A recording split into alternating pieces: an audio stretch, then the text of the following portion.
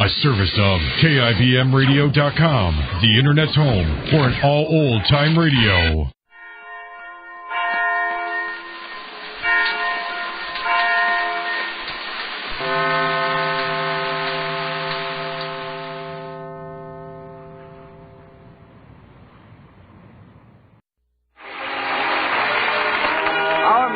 Who teaches English at Madison High School, enjoyed her vacation during the holidays just as much as any other teacher. But as it drew to a close, she had a peculiar reaction. Although I felt that my vacation had done me a lot of good, now that it was over, I was keyed up and enthusiastic, simply raring to go. Raring to go on another 2 weeks vacation. Meanwhile, I went about the business of getting used to working again and spent the past week noticing conditions which hadn't seemed so deplorable during the hustle and bustle of holiday time at the school. I was telling my landlady, Mrs. Davis, about them while we were having breakfast Friday morning. Let me pour you a cup of this coffee, Connie. It's Rio de Janeiro style. I just got the recipe. Rio de Janeiro style? Yes. I mashed up a few Brazil nuts and mixed them with the coffee ground. That's one reason why the blonde hair of a Brazilian is so outstanding. But, Mrs. Davis, very few Brazilians have blonde hair. That's another reason it's so outstanding.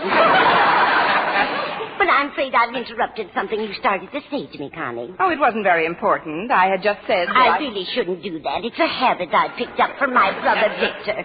He's terribly absent-minded. I thought your sister Angela was the absent-minded one in the family.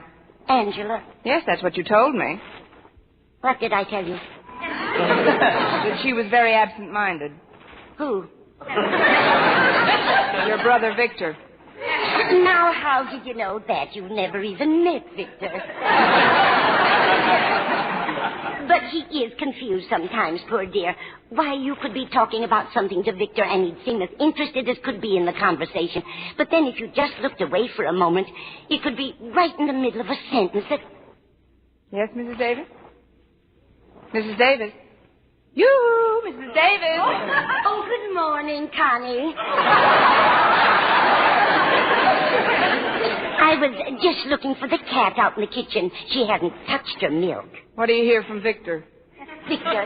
Oh, my brother. Oh, he's fine, thank you, dear. He calls me quite regularly. My sister Angela's the one that worries me. She's the absent-minded member of the family. But I keep feeling that I disrupted your train of thought. Did I, Connie? There's not a car left on the tracks but the caboose. I was merely telling you, Mrs. Davis, that I never realized how bad conditions were at school until this cold spell set in. Why, my classroom is so drafty that half my pupils can't answer questions because their teeth are chattering. That must be awful. Young people have such loud teeth. Yes, sometimes my room sounds like a dice game on a tin roof. Have you talked to the principal about it? Not yet, but I'm going to today. He's just got to get the Board of Education to allot us a bigger budget for coal. Well, I wish you luck, dear. Is Walter Denton picking you up this morning? Yes, Mrs. Davis. Oh, good. Connie, I'd like to apologize again for interrupting you before. As I say, I've been a little worried about my eccentric brother, Victor. Before you go, though... Yes? Goodbye, Connie. Goodbye, Mrs. Davis. Hey, by the way, Mrs. Davis. Yes, Connie. Connie, Why, she's gone. Poor thing. She's been under a terrible strain lately.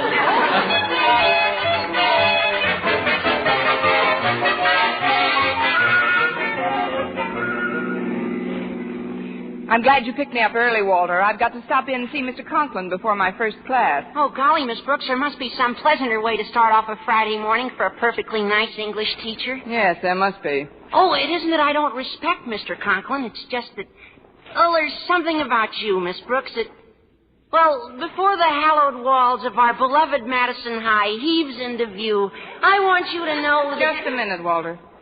Would you mind taking that sentence again a little slower?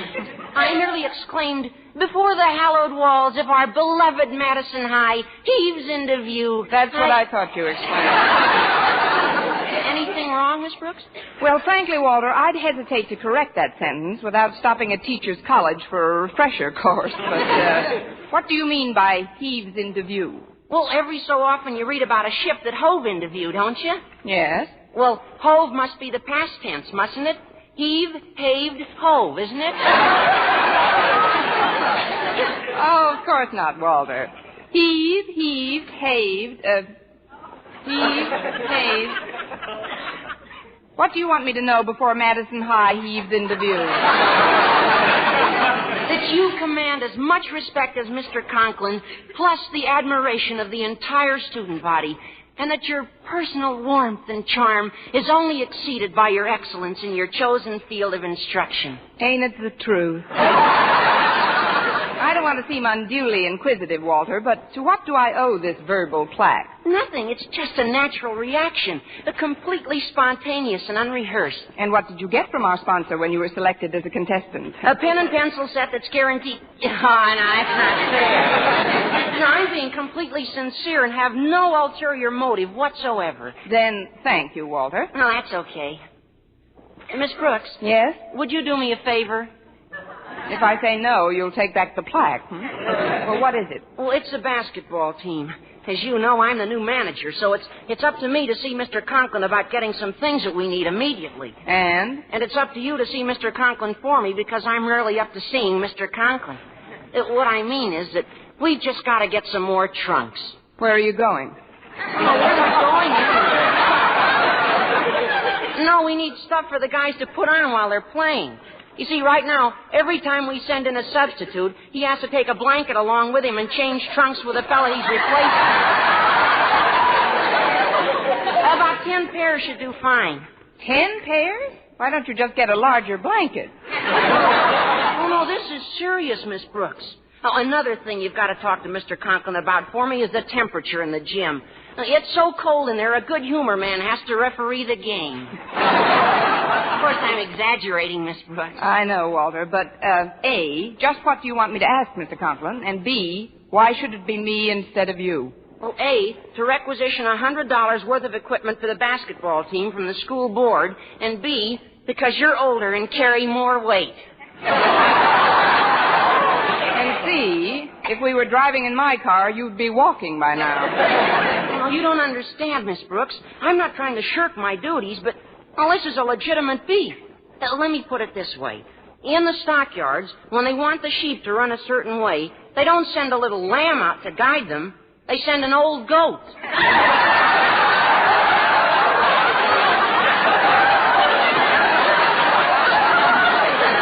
I mean, you've seen it in the newsreels, I'm sure, where the goat and the... Gosh, I hope you're not mad, Miss Brooks. Oh, forget it, Walter. Why should I be mad? Then you'll do it? You'll ask Mr. Conklin for me? I'll do my best. Now, you'd better start putting on your brakes. My brakes? Yes, the hallowed walls are hiving into view.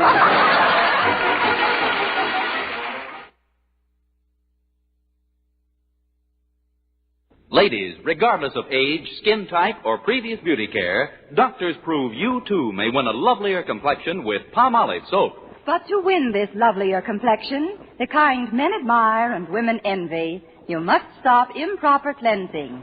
Instead, use Palmolive soap the way doctors advise. Remember, 36 doctors, leading skin specialists, advised 1,285 women, many with complexion problems, to use Palmolive this way. Some have dry skin, some oily, some coarse-looking. Using Palmolive soap alone, 2 out of 3 won lovelier complexions. Now, here's what the doctors advise. Wash your face with Palmolive soap. Massaging for 1 minute with Palmolive's soft lather. This cleansing massage brings your skin Palmolive's full beautifying effect.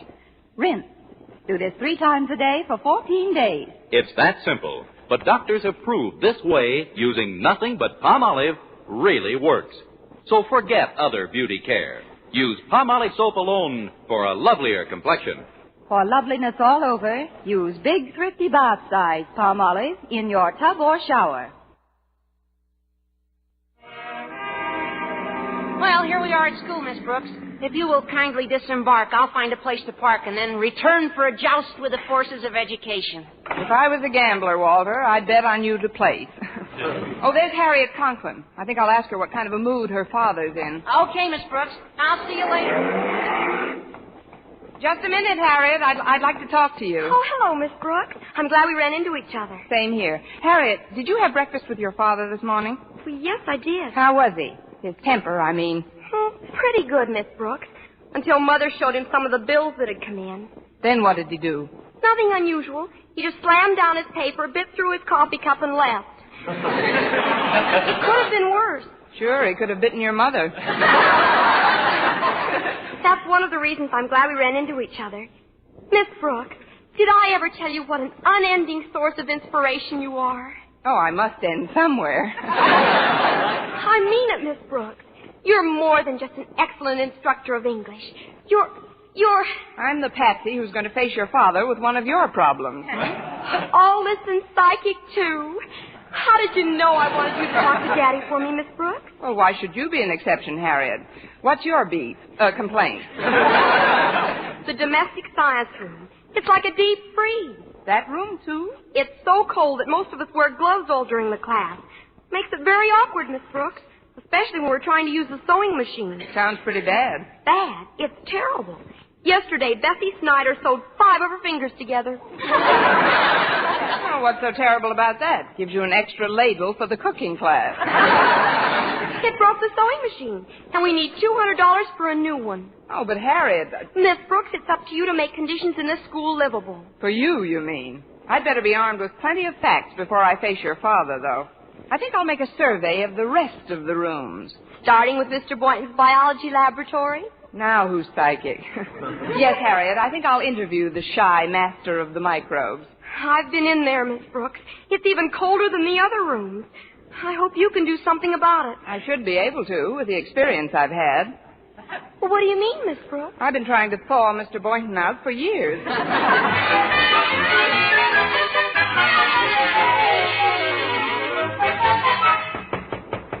Come in.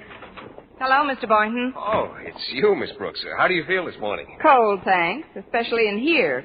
Where do you hang your sides of beef, Mr. Boynton? Oh, this kind of silly at that. I was going to ask Mr. Conklin about the heating situation, but now that you're here, I wonder if you would... Naturally. You better slip this coat on. Even your voice is shivery. No, this outfit I'm wearing is fairly warm. I've got 4 sweaters on, you know. Really? Where? Let's not get racy, Mr. Boynton. Sorry, Miss Brooks. I didn't mean anything personal. You never do. Well, the situation is pretty bad. Now, take my prize frog, McDougal, for instance. He's had a sore throat for weeks, and now with this cold spell, I'm afraid he's developing sinus trouble. Oh, here's his cage right here.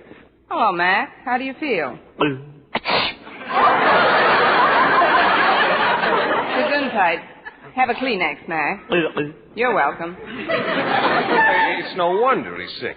Look at the tank he's in. No provisions for heating the water at all. Or this morning, his breakfast was frozen 2 inches from his nose. By the time he did eat, he had indigestion. That's really awful, Mr. Boynton. This equipment is pretty obsolete. What's this bowl here? Oh, these must be some new fish. What's the name of these pretty blue ones, Mr. Boynton? Goldfish. They're just cold. They could slap their fins together. Oh, look at these cute little guinea pigs. Now, they're what I call sensible animals. Look how they huddle together for warmth in their cage. You know, Mr. Boynton, you and I could keep kind of warm that way, too. Oh, no, we couldn't, Miss Brooks. We could never fit into a cage that size. Well, no, but it would be fun trying to. Look, Mr. Boynton, about what do you estimate it would cost for new equipment for this lab? Oh, a couple of $100, roughly. $150 if you smooth it out. That's a sort of a joke, Miss Brooks. First I said roughly, and then $150 if you smooth it out. Oh. That's a Lulu. I know another one, but I wish you'd stop me if you've heard it. It's about this group of people. I've heard it. You have? The one about the group of people who are all discussing something in a very animated manner, and suddenly they stop, and this one fellow says, "Is anybody eating a lifesaver?" And somebody else says, "Why?" And the first chap says, "Because there's a hole in the conversation." That's the one you've heard?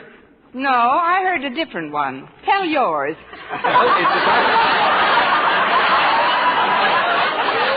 I just did tell it, Miss Brooks. Oh, so you did, Mr. Boynton, and a little beauty it was, too. But I better get ready for my first class now. I'll see Mr. Conklin at the beginning of lunch period. Well, it's awfully nice of you to do this, Miss Brooks. Will you have lunch with me afterwards? Oh, I'd love to, Mr. Boynton. And, Miss Brooks, please don't even bring your purse with you. It only embarrasses me when you try to pay your own check in the cafeteria. All right, Mr. Boynton. I'll leave my bag in my desk. Fine. When I see you to your room, I can pick up what you owe me. That's a good one, too. What am I laughing at? He's not kidding.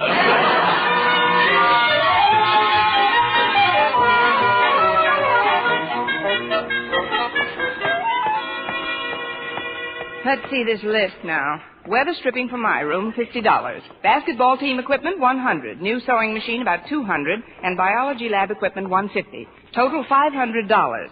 Of course, that's without the additional coal we'll have to get. Well, here goes. Come in.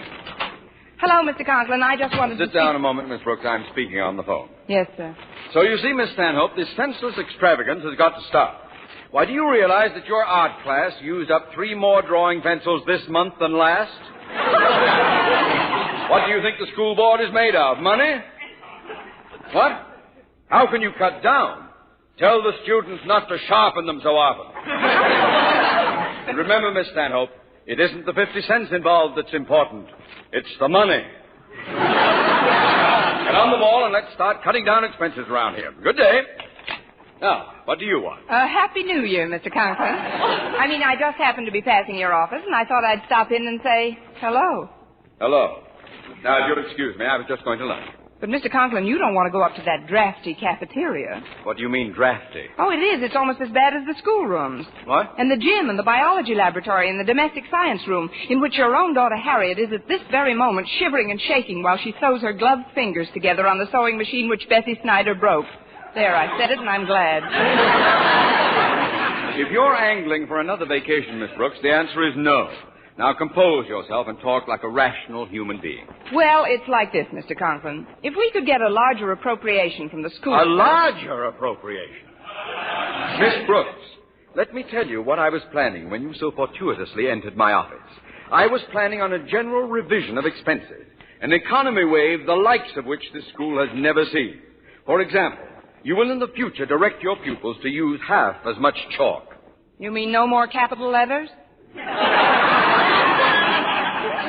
Exactly.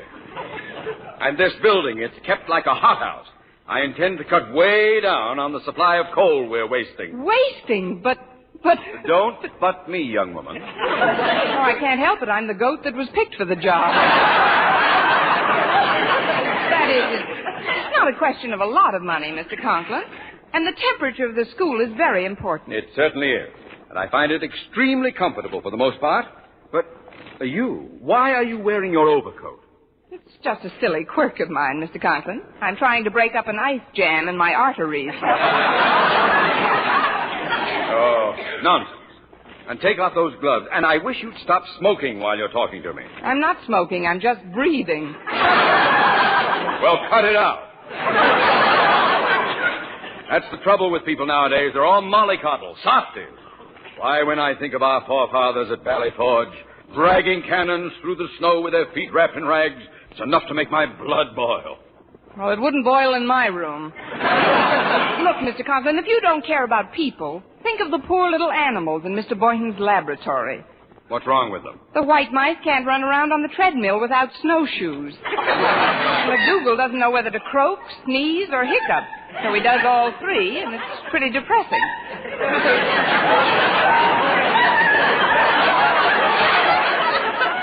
Well, then don't listen to it. And how about the basketball team? Walter Denton says that every time one of his substitutes goes into a game, he has to hide behind a trunk while they're changing blankets.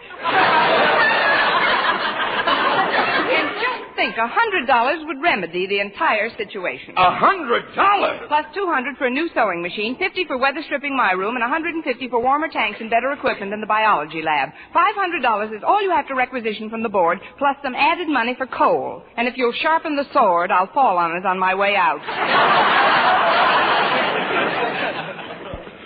Miss Brooks, I'm going to try to control myself.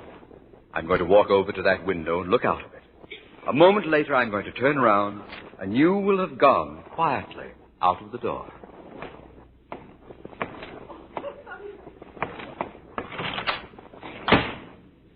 That's better. $500 indeed. Plus coal. Get out!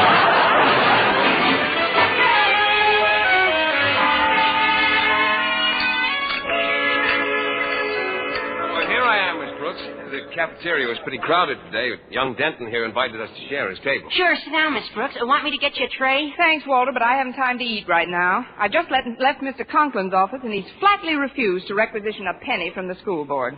But the temperature, my animals, McDougal's toes are frostbitten now. And how about my basketball team? We got a very important home game on tomorrow night, and that gym is just icy. Oh, we got to do something, Miss Brooks. We just got to get some more coal into this building. Well, maybe we could start an airlift. No, I guess not. Wait a minute. The only way to make Mr. Conklin see the necessity of improving the coal situation is to pretend we're all coming down with colds. You mean go into his office sneezing and coughing and all? Exactly. He won't dare face a school board investigation if he thinks an epidemic is starting.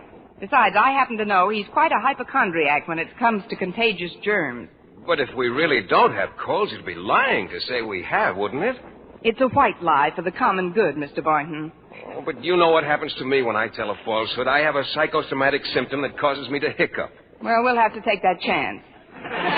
Think of McDougal, Mr. Boynton, and those blue goldfish swimming around depending on you to do something. I'll do it, Miss Brooks. I'll be darned if I don't. Oh, I beg your pardon. Oh, forget it, Mr. Boynton. In a crisis like this, even I resort to profanity. Oh, fudge.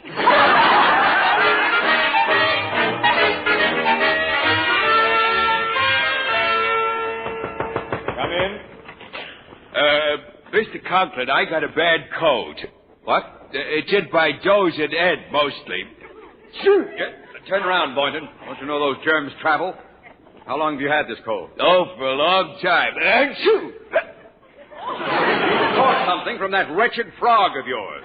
Now go take some aspirin, go home early, do something, but get out of this office at once. But, Mr. Conklin, if my laboratory was a little bit warmer... I'll talk to you after you've recovered, Boynton. Fine, Mr. Conklin. Thank you, sir. Better open the window and clear the air in this room. That's better. Come in. It's me, Mr. Conklin. Water deaded. What do you want, Denton? As manager of the basketball team, I'd like to request a warmer gym. A what? A warmer gym to play in. It's freezing in there. I got a cold. You too? Well, cover your face when you sneeze. We got a very important game to play tomorrow, and we need some heat badly. Heat? Well, if you've got such a bad cold, Denton, you'd better not come round to the game tomorrow. What? I'll be there, and I'll appoint another manager. But I'm not that sick, Mr. Conklin. Gosh, I feel great. I think I know what you mean, Denton. This is all a scheme to get me to ask the board for more money. And I think I know who put you up to it, too. She did not. Oh, Come in, Miss Brooks. How did you know it was me, Mr. Conklin? I heard you rehearsing your sneeze. Gee, you look great, Miss Brooks. Never saw you looking better. Thank you, Walter. You couldn't possibly have a cold or anything the way you look. Know what I mean? Keep talking, Denton. I don't mind. Why, what's the matter with you, Walter? I've a terrible cold in my chest and my head. It's from my room, Mr. Conklin. Mr. Conklin, if that is the scream, you sure do a funny imitation of a person with a cold, Miss Brooks. What do you mean, imitation? Sure. Everybody knows you're just fooling. Among my own pupils. A stool pigeon. I knew this was all a plot, Miss Brooks, and I'm ashamed of you. Why, just because there's a little fresh air circulating through the school. Good fresh air. You throw a fit. Our forefathers should see you now. Those men at Valley Forge, dragging the cannon through the snow with rags tied around their feet. Why, when I think of those... The door was open, so I just came on in, Daddy. What is it, Harriet? I talked to Mother on the phone a little while ago, and her back's bothering her a bit. She'd like the heating pad. What heating pad? The one you've got under the cushion you're sitting on. Here's the plug back here. Now, if you'll just get up a minute. There we are. I'll take it home to Mother right away. Where in the world did that thing come from? From Valley Forge, of course. The boys must have got some hot rags for their feet.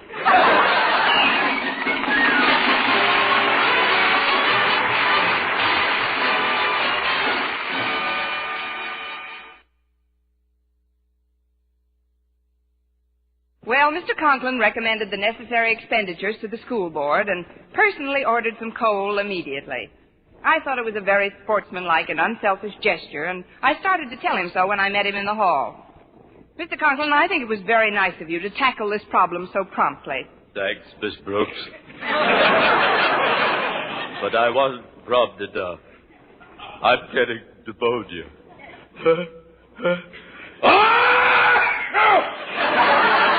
Oh, what's the difference, Mr. Conklin? As long as you've got your health.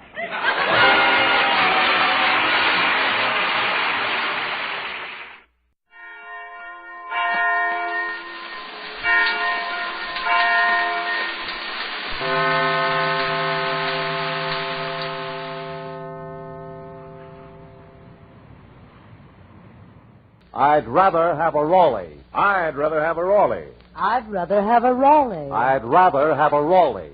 Because Raleigh are right. Right for taste and right for throat.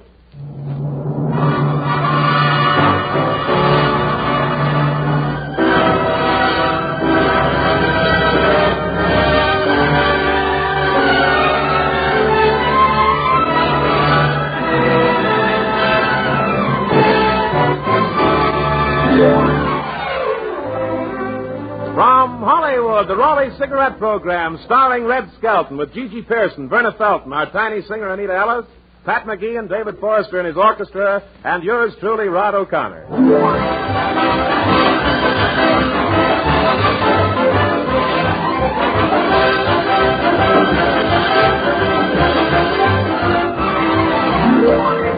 It's a pleasure to bring you Metro-Goldwyn-Mayer's popular comedian and the star of the Raleigh Cigarette Program, Red Skelton.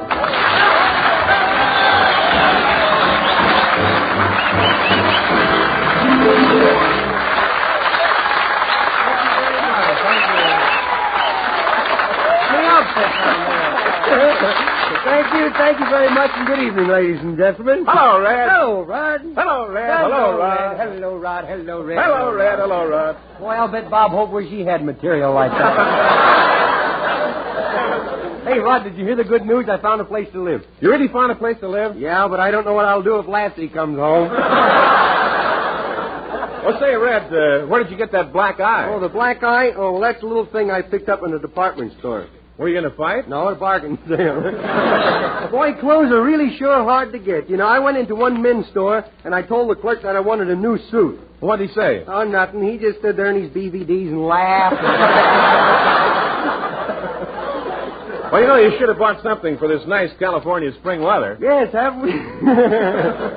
Spring weather. You know, it's been so cold out here in California. The other night, Veronica Lake frozen over.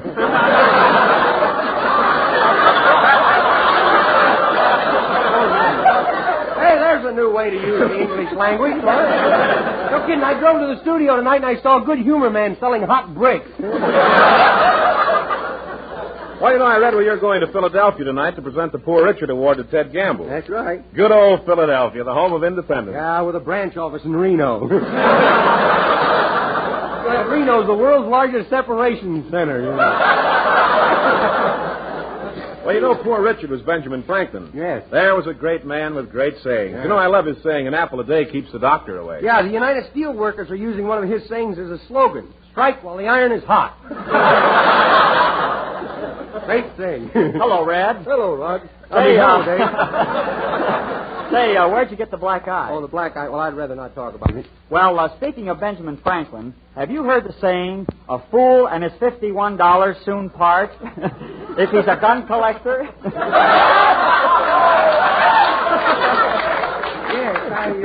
hurt.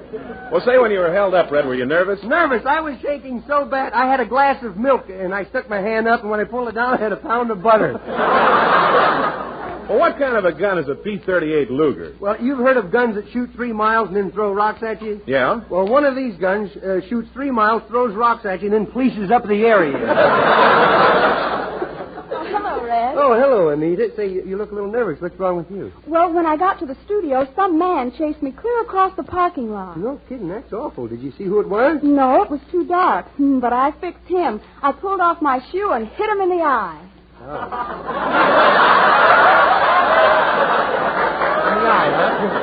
Well, let's talk about Raleigh's Car a Day contest now. Well, today is the last day, you know. Yes, ladies and gentlemen, tonight ends the Raleigh's Cigarette Car a Day contest. In behalf of all of us, I want to thank you wonderful people for your interest in this contest. We're only sorry that it wasn't possible to give every one of you a new Chevrolet. But we do have a couple of more winners.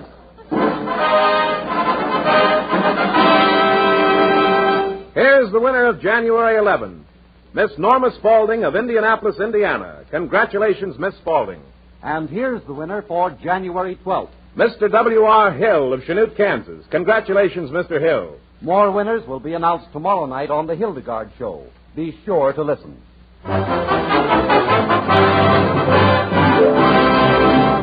Now, medical science offers you proof positive. Yes, medical science offers you proof positive. No other cigarette is better to smoke. No other cigarette gives you less nicotine, less throat-irritating tars than the new, smoother, better-tasting Raleigh. Yes, Raleighs are right. Right for taste and right for throat. For medical science now offers you proof positive. No other cigarette gives you less nicotine, less throat-irritating tars. No other is better to smoke. So next time, ask for Raleighs. Thank you very much, gentlemen. And now, lovely Anita Ellis sings, Aren't You Glad You're You?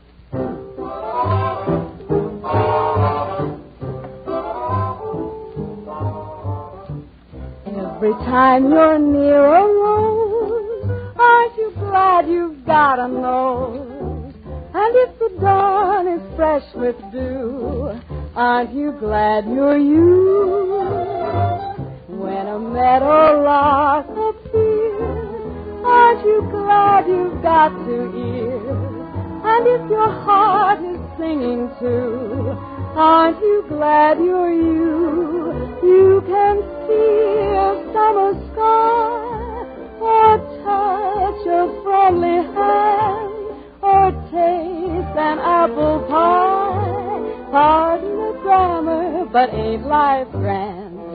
And when you wake up each morn, aren't you glad that you were born? Think what you've got the whole day through. Aren't you glad you're you? You can see a summer sky, or touch a friendly hand, or taste an apple pie. Pardon the grammar, but ain't life grand? And when you wake up each morn, aren't you glad that you were born? Think what you've got the whole day through. Aren't you glad you're you? Aren't you glad you're you?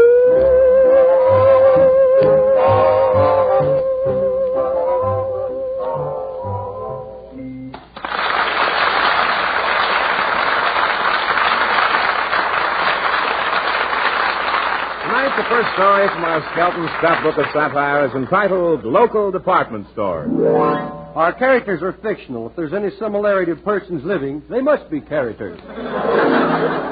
Chapter 57 is entitled Nylon Counter. Most people think a department store clerk's life is a happy one. But in the locker room, we can always find the manager giving the sales force a pep talk.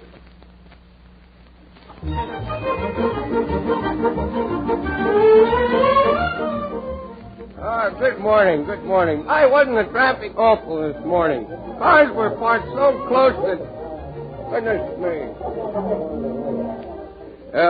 Cars were parked so close this morning. I don't know what I'm doing in the music department here. You know, I took out my hand to make a left turn and somebody shook it. Stole my engagement ring, too. Mr. Numbskull, do you realize that you're late again? What's your excuse this time? I had to go back for a package of Raleigh cigarettes. Now, let's see you bawl me out for that one. Go ahead. Well, in the future, be on time. Oh. We're installing a new time clock. If you punch it late, it punches you back. Yeah. Now, clerks, pay attention. Today is the opening of our big clearance sale. Oh. Miss Dowd, you'll be in women's shoes department. Yes, sir. J. Newton Numbskull. Yes, sir. You'll work the nylon stocking counter. Hollywood nylon stocking counter? You mean Murder Incorporated. You can't do this to me. I was assigned to limited duty. Other men have done it?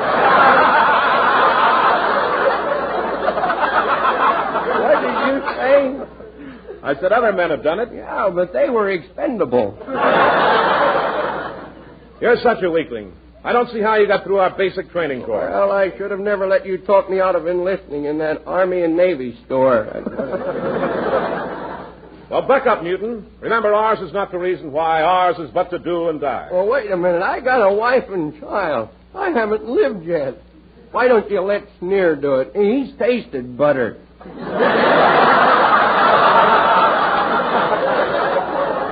I'm sorry, nylon stockings. Oh, you can't do this to me. I'll do anything you say. Even water your carnation in your lapel during my lunch hour. But please, don't you realize I'm not a strong man? Remember what happened to Quigley? Oh, it was horrible, it was. He didn't last through 10 sales. And I saw those women outside when I came to work this morning. Spiked heels and long red fingernails. They ain't human, I tell you. They ain't human. I beg of you, don't put me on the nylon counter. You slapped me. I'm sorry I had to hit you, old man. But you have your orders. If you don't carry them out, I'll have to assign you to KP. No, not Kitty's plaything. No.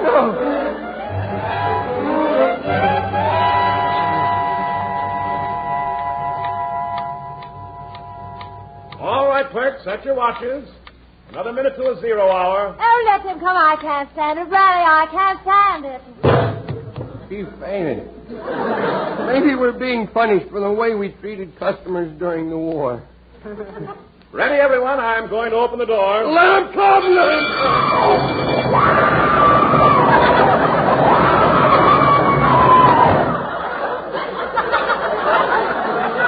Roll out again.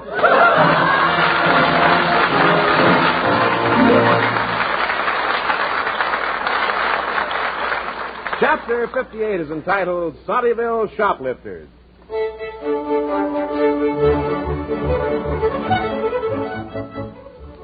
At one time or another during our shopping career, we've come in contact with a clerk who's inefficient, or slow, or appears stupid, or Clemcadiddlehopper.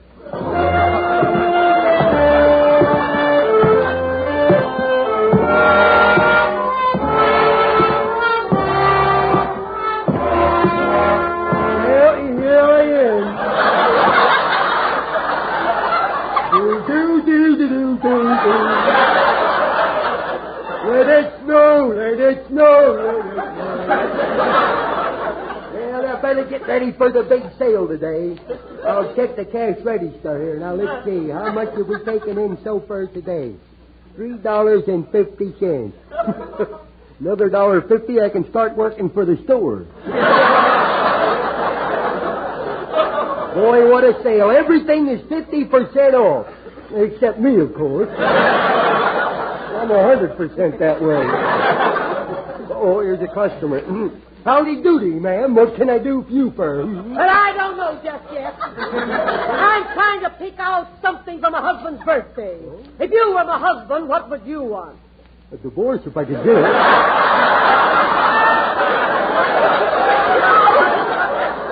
Now, let me see. Do you have any smoking jackets? Well, any what? Smoking jackets. No, we got some old bathrobes back here and a box of matches. That's too fast for her. She didn't get it. I think I'll take that shirt. How much is it? That's $4. $4 for a shirt like that? Well, what are you kicking about? They cost $5. Well, if they cost $5 and you sell them for $4, how do you make any money? We own the parking lot at Santa Anita. Some women are so dumb, you know. How on earth did you get a job in this store anyway? Well, they needed someone with enough personality to keep the window dummies company. I barely passed the test, of course. I'm going to report you. Where can I find the manager of the store? He's out shopping. Why doesn't he shop here? His credit ain't no good. Howdy, Clem. Well, Sarah, do howdy doody to you, too. Clem, did you hold out some N-Y-L-O-N-S? N-Y-L-O-N-S? Uh-huh. Boy, is she dumb. She can't even spell butter. Tom, you're a moron. And I made it without any help from you. Look, Cornfed, don't insult me, or I'll slap you so hard your teeth will rattle. Oh, yeah? Well, I dare you. I would like to see you do this, to coin a phrase. Oh. Well, that's what I like, is a woman who'll take orders. I'm reporting you to the manager. Oh, go ahead, old... Oh, no, Clem, see what you did. No, I don't care. I'm a little nervous. How'd you like to have lunch with me? Well, what time is it, Clem? Well, it's about... That's funny. My watch is gone. My Mickey Mouse took a powder. I've been robbed, but my quarter for lunch is gone, too. Oh, and my gold-plated pencil. Well, he's gone, too. There's a pickpocket in the store. Oh, yesterday there were some complaints about pickpockets, too. They were picking the pockets of the pickpockets. Clem, do you think that maybe that woman could have taken your watch? Well, we'll find out. Come on, I'm on her trail. Come on. Go in here. Hey, Mr. McGinn, did you see a big woman with a voice like an echo? Yes, I was just showing her this piano. What piano? Good heavens, it's gone. Oh, you're right, Clem. She's our man. She's a kleptomaniac. Well, politics ain't going to help her. Maybe she's in this reducing department over here. Come on. Well, hello, Mr. Pelton. You know what, dear? I lost 4 pounds. And we know who took her. Come on, let's go get her. Come on. Well, hurry up, Clem, before she gets away. Let's take this elevator. Maybe she'll get on there. Well, Clem, you're supposed to open the doors first. This ain't no time for details. Come on, let's get on the elevator. Why, that dirty thief stole the elevator.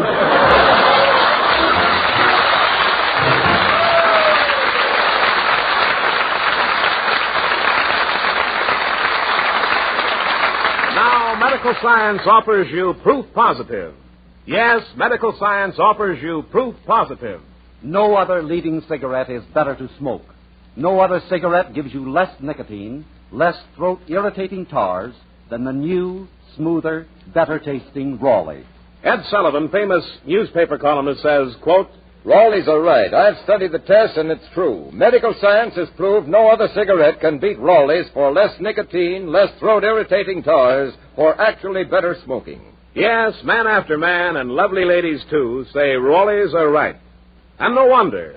Exhaustive scientific tests of America's 6 biggest-selling brands, certified by 8 distinguished doctors, including eminent throat specialists, have just proved conclusively no other cigarette gives you less nicotine, less throat-irritating tars. No other is actually better to smoke. See if you, too, don't agree. Raleigh's are right. Right for taste and right for throat. Try Raleigh's.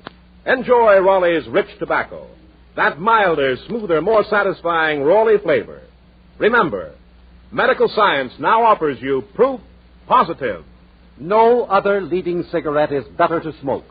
No other cigarette gives you less nicotine, less throat-irritating tars than the new, smoother, better-tasting Raleigh. Now to Chapter 60, a new musical picture beautifully blended by David Forrester and his orchestra entitled Sympathy.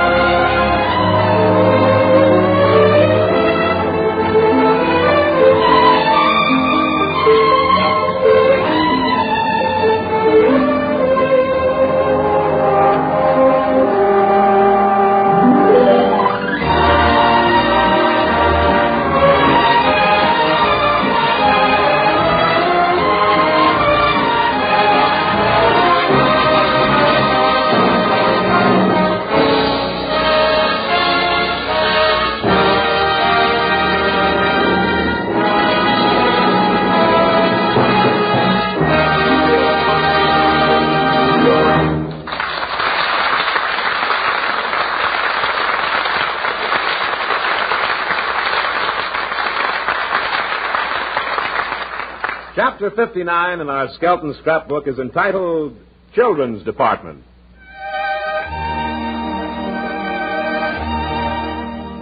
When a clerk is bad, he's punished by having to work in the children's department.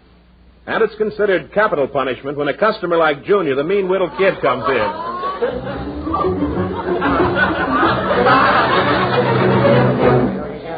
Now, we're going into the store to buy you some shoes. Okay. And I know you're going to behave, aren't you? You know, at times that trusting old soul talks like a stranger in town. Junior. Yes? Go sit down while Grandma looks at some socks for your grandfather. Okay, kiddo.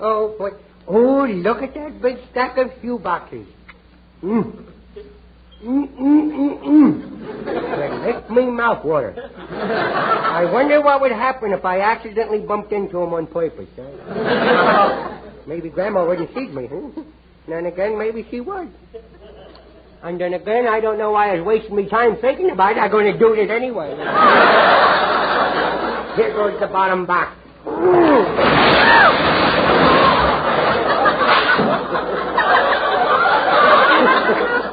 Experiment completed. What happened? What happened? I don't know. Take it up with a fact-finding board. All these boxes fall down. They just fell, did they? Yeah, they just fell. And you had nothing to do with them falling? They fell. I was standing here and I was... I might have nudged them away, you know. That's what I thought. Yes. Now sit down and act like a little gentleman. No. Okay. Pretty bright today, aren't you, Junior? Yeah, you going to buy me some shoes, is you, Grandma? Yes, dear. And when you get your new shoes, I want you to be a little more careful with them. Yeah, is they going to fit me this time, or do I have to grow into them again? Now, Granny knows what's best for you. Can I have some cowboy boots like Roy Rogers wears?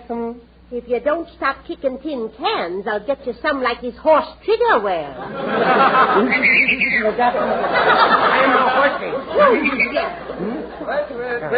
Well. Good morning, madame. We'd like to see some shoes for the little boy. Right. For the little boy? Yes. Well, then how would you like some pumps? You mean those patent leather shoes? Yes. With little bows in the front? Yes. Very thin soles? Yes. Wouldn't wear a pair to a dog fight. I like them cowboy boots like Roy Rogers wears. I see. Well, now, let me see. I think I have something that you will like here. That's Let's see. How about some nice white shoes? Oh, no. Black or brown will be better for him. Well, get me some white ones. I can darken them in no time. Well. Now, here, let's try these here on for Okay. size. Now, give me your foot. Take your shoes off. Take them off. Okay. Well, untie them first. You almost pulled me with a leg off. Well, I'm very sorry. Here, give me your foot. No. No, come on, give me your foot. We'll try the shoes on them. Give me me your foot. No, let go of me, but I'm ticklish. Come on. No, I can't tell anybody touch the bottom of me. Well, Sonny, try to stand it for just a second. Give me your... Come on. I can't stand it. I can't stand it. Here, now let go of me. Stop kicking me in the face. Junior, quit it this very minute. Where did my uppers go? Hands on the end of me foot. They're snapping. Look at him sneer. Junior, did you do that on purpose? Well, now, really, Grandma, does I look like the type of a little boy that would do something like that on purpose? Yes. Well, I didn't get very far that time. Hey, how about my cowboy boots like Roy Rogers wears? I'd like to give you some boots where they do the most good. Yeah, I got that. Here. Put this shoe on. Yeah, okay. Look at that shoe. Look what it's doing to me. And now I'll teach it. I'll show that shoe. Yeah. Good heavens! Why did you throw that shoe through the showcase? I'll teach it to stick its tongue out at me.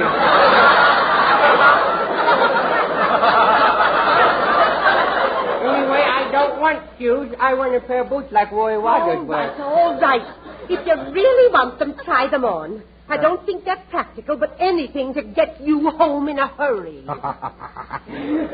Granny, you wasn't with me. You was just kidding me. Oh, no? Well, you just keep laughing, kiddo. That's all. Now, try those boots on. Okay, I will. Oh, boy, they're just like Roy Rogers wears. Now, you can walk in them, but be careful. The bottom's awfully slippery. Look, Karloff, I know what you're hoping. But don't worry, I don't fall down. Don't worry. If I heal up... I didn't fall. I just lay down on the floor to catch my breath. I didn't fall. It wasn't the boots' fault, really. It wasn't. Don't take the boots away from me. I learned to walk in them. I will. Please, I want the boots so bad. Oh, don't. Don't take the boots away from me. I always did this like Roy Rogers. Poor baby. Wanted the boots so bad. Yes, he wants the boots so bad. Bless his little heart. Yeah, bless his little heart. Stop crying. I want the boots. Will you take those? I want the boots so bad. Wrap them up. Oh, yes, ma'am. Well, now, really, you shouldn't have done it, Grandma. You know. And I'll make out the bill for the boots and one showcase. Oh. Well, hey, Grandma, what made you change your mind? Why was you going to buy me the boots now? Well, I changed because of the picture poster on the wall of that little child. Really? Boy, what kind of shoes is that little kid wearing? I never seen nothing like that before. What is that? Those are special shoes with braces. Really? That little child has infantile paralysis. It's a dreadful disease that takes hold when we least expect it. It's our most deadly enemy. Well, why don't the people do something about it to stop it? They stop the Germans and the Japs, they do. They're doing everything they can, but it takes money. You mean they have to ask grown-up people to give money for something so important? You know, Grandma, kiddo, sometimes I'm afraid to grow up, you know. I might get like some of them people. Everybody seems to want something in return for a little money nowadays, don't they? Junior, in this case, for every cent that's given to the March of Dimes, something better than money is received in return. Good health for a lot of little children. Well, Grandma, I tell you what. You take the boots and tell them not to wrap them up. You send that money to them little kids, because I really don't need the boots, you know. You send the money to the March of Dimes, and then the next time I see some little kid who's well and running down the street, I will say to myself, well, there goes me cowboy boots like Roy Rogers. Every Tuesday night at the same time. Red Skelton, David Forrester, and his orchestra, Anita Ellis, Verna Felton, G.G. Pearson, Pat McGee, and yours truly, Rod O'Connor. Until next Tuesday then, this is Red Skelton saying goodbye now. Thanks for listening, and remember the March of Dimes. And remember, listen to Hildegard tomorrow night, and The People Are Funny without Linkletter Friday night over most of these stations. Red Skelton is heard in this program through the courtesy of Metro-Goldwyn-Mayer. Sir Walter Raleigh. That's the tobacco that leaves your pipe clean as a whistle. It's carefully blended from rich, ripe burleys and mellowed with just a touch of rum to enhance the natural, full-bodied flavor. Get Sir Walter Raleigh, the quality pipe tobacco of America. Red Skelton is brought to you by the Brown and Williamson Tobacco Corporation.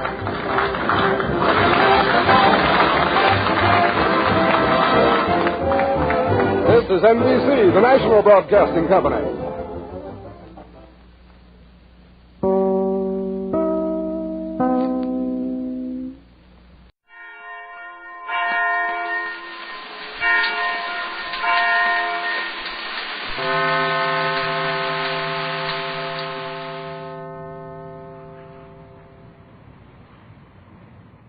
Well, sir, it's late afternoon as our scene opens now.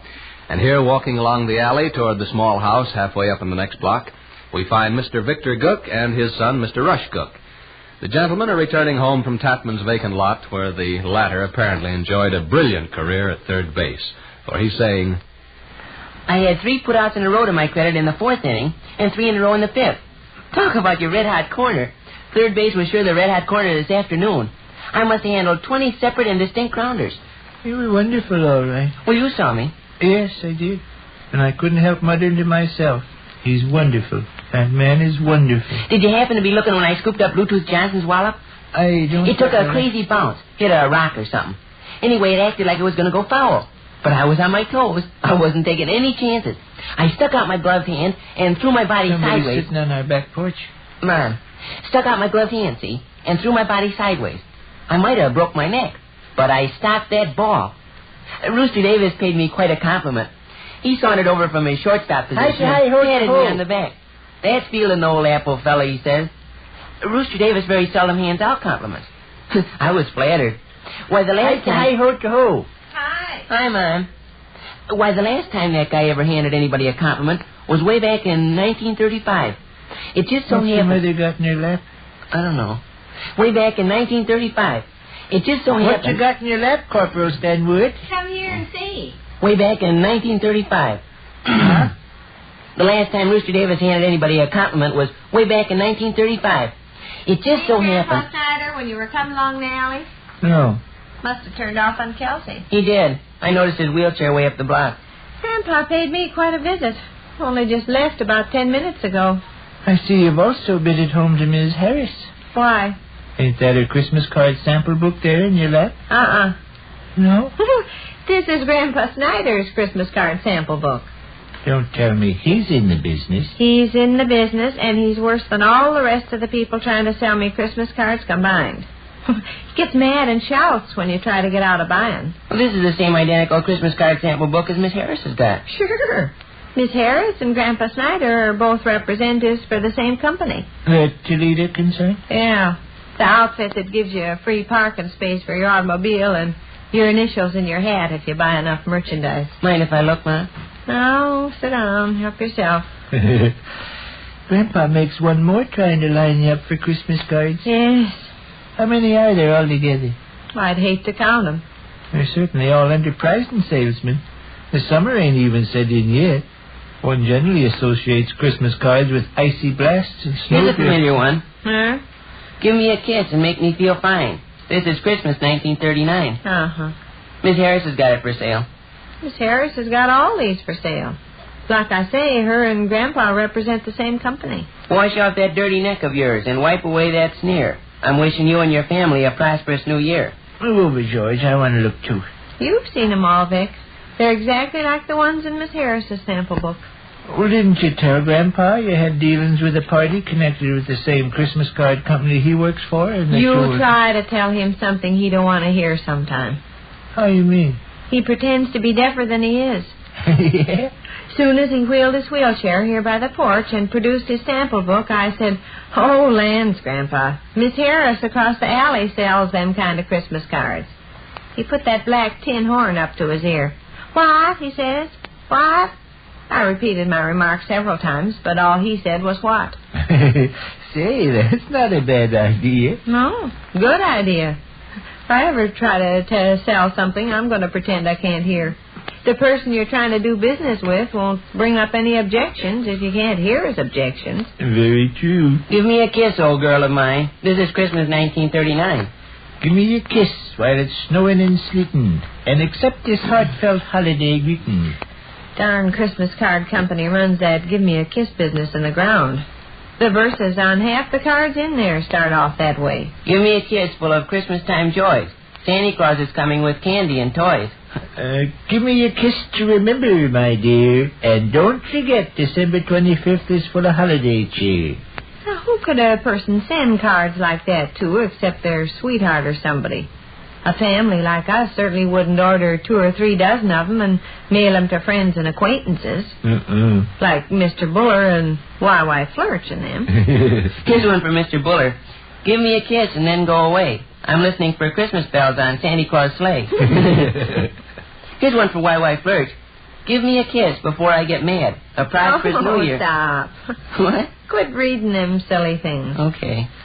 Well, how come Grandpa left the sample book saved? Why didn't you make him take it away with him? I tried. It was hard enough. But he made out like he couldn't hear what I was saying. Same stud, yeah? Sure. Lands, I was almost screaming. I says, "Grandpa, there's absolutely no sense in you leaving your sample book here. We can't possibly give you an order." All he done was hold that trumpet up to his ear and say, "What?" Well, could he hear your other remarks? Oh, sure. I said, "Grandpa, how's everyone at home?" He said, "Just fine." I says, "The girls both feeling well?" He says, "Mabel's had a little cold, but she's about over it." I says, "Are you warm enough out here?" He says, "Very comfortable, thanks. I got a vest and 2 wool sweaters underneath my coat." I says, "I'm afraid I can't buy any Christmas cards off you." He says, "What?" "I'm afraid I can't buy any of your Christmas cards, Grandpa," I says. "What?" he says. "What?" Could you, old rooster? You bet. He hears just what he wants to hear and nothing else. Here's a page of samples that haven't got that give me a kiss feature. Give me a hug. Sure. Give me a hug, old girl of mine. This is Christmas 1939. Oh, my. Give me a hug while it's snowing and sleeting, and accept this heartfelt holiday greeting. The same verses, only it's changed to hug, huh? Yeah. Give me a hug before I get mad. A prosperous New Year. It's difficult to work up the true Christmas spirit during this summer weather. I need icicles. Here's a verse I haven't seen before. Give me a hug for Christmas time's sake. If I don't receive presents, I'll jump in the lake. You made that up. Oh, look for yourself. Right here, all lettered in tinsel. Give me a hug for Christmas time's sake. If I don't receive... That's out and out crazy. Yeah. The worst thing about Grandpa being here with his sample book was Miss Harris saw him. She stepped out on her back porch to water her plants and glanced over this way. She probably didn't suspect Grandpa was a competitor of hers in the Christmas card. Oh, yes, she did. She spotted the sample book. How do you know? I could tell. Oh, it's a long distance from her porch, Greta. Listen now, while I tell you what she done. She put down her sprinkler and turned this way and stared, with her hands on her hips. Well, that don't prove anything. Sure it does. Well, I wouldn't be surprised but what our voices carried over to her house. Mine could have easy enough. I was shouting. "I'm afraid I can't buy any Christmas cards from you, Grandpa," I hollered. Why, I'll bet my necktie she heard me. Sure. Give me a hug, you saucy minx. Old Santa I just Claus. couldn't do anything with Grandpa.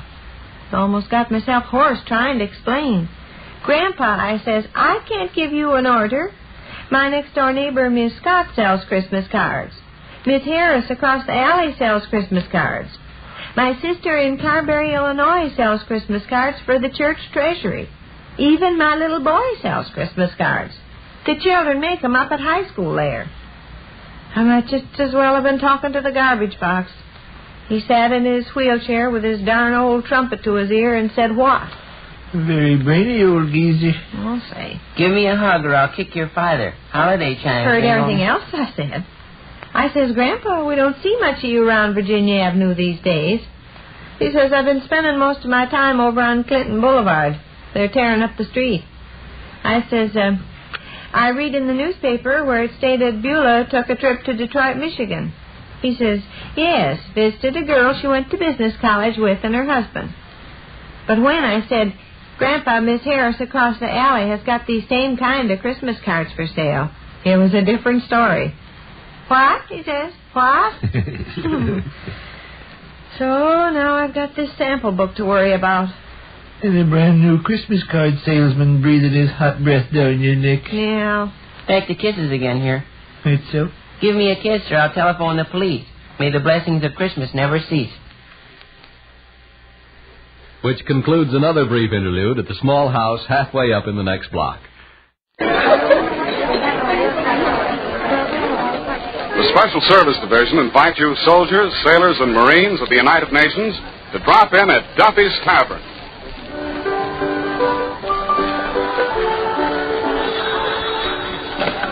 Hello, Duffy's, where you wake me, Steve Archie, the manager speaking. Duffy ain't here. Hello, Duffy. Tonight, Lucille Ball from Hollywood. The tomato with the carrot hair. Yeah, very nourishing.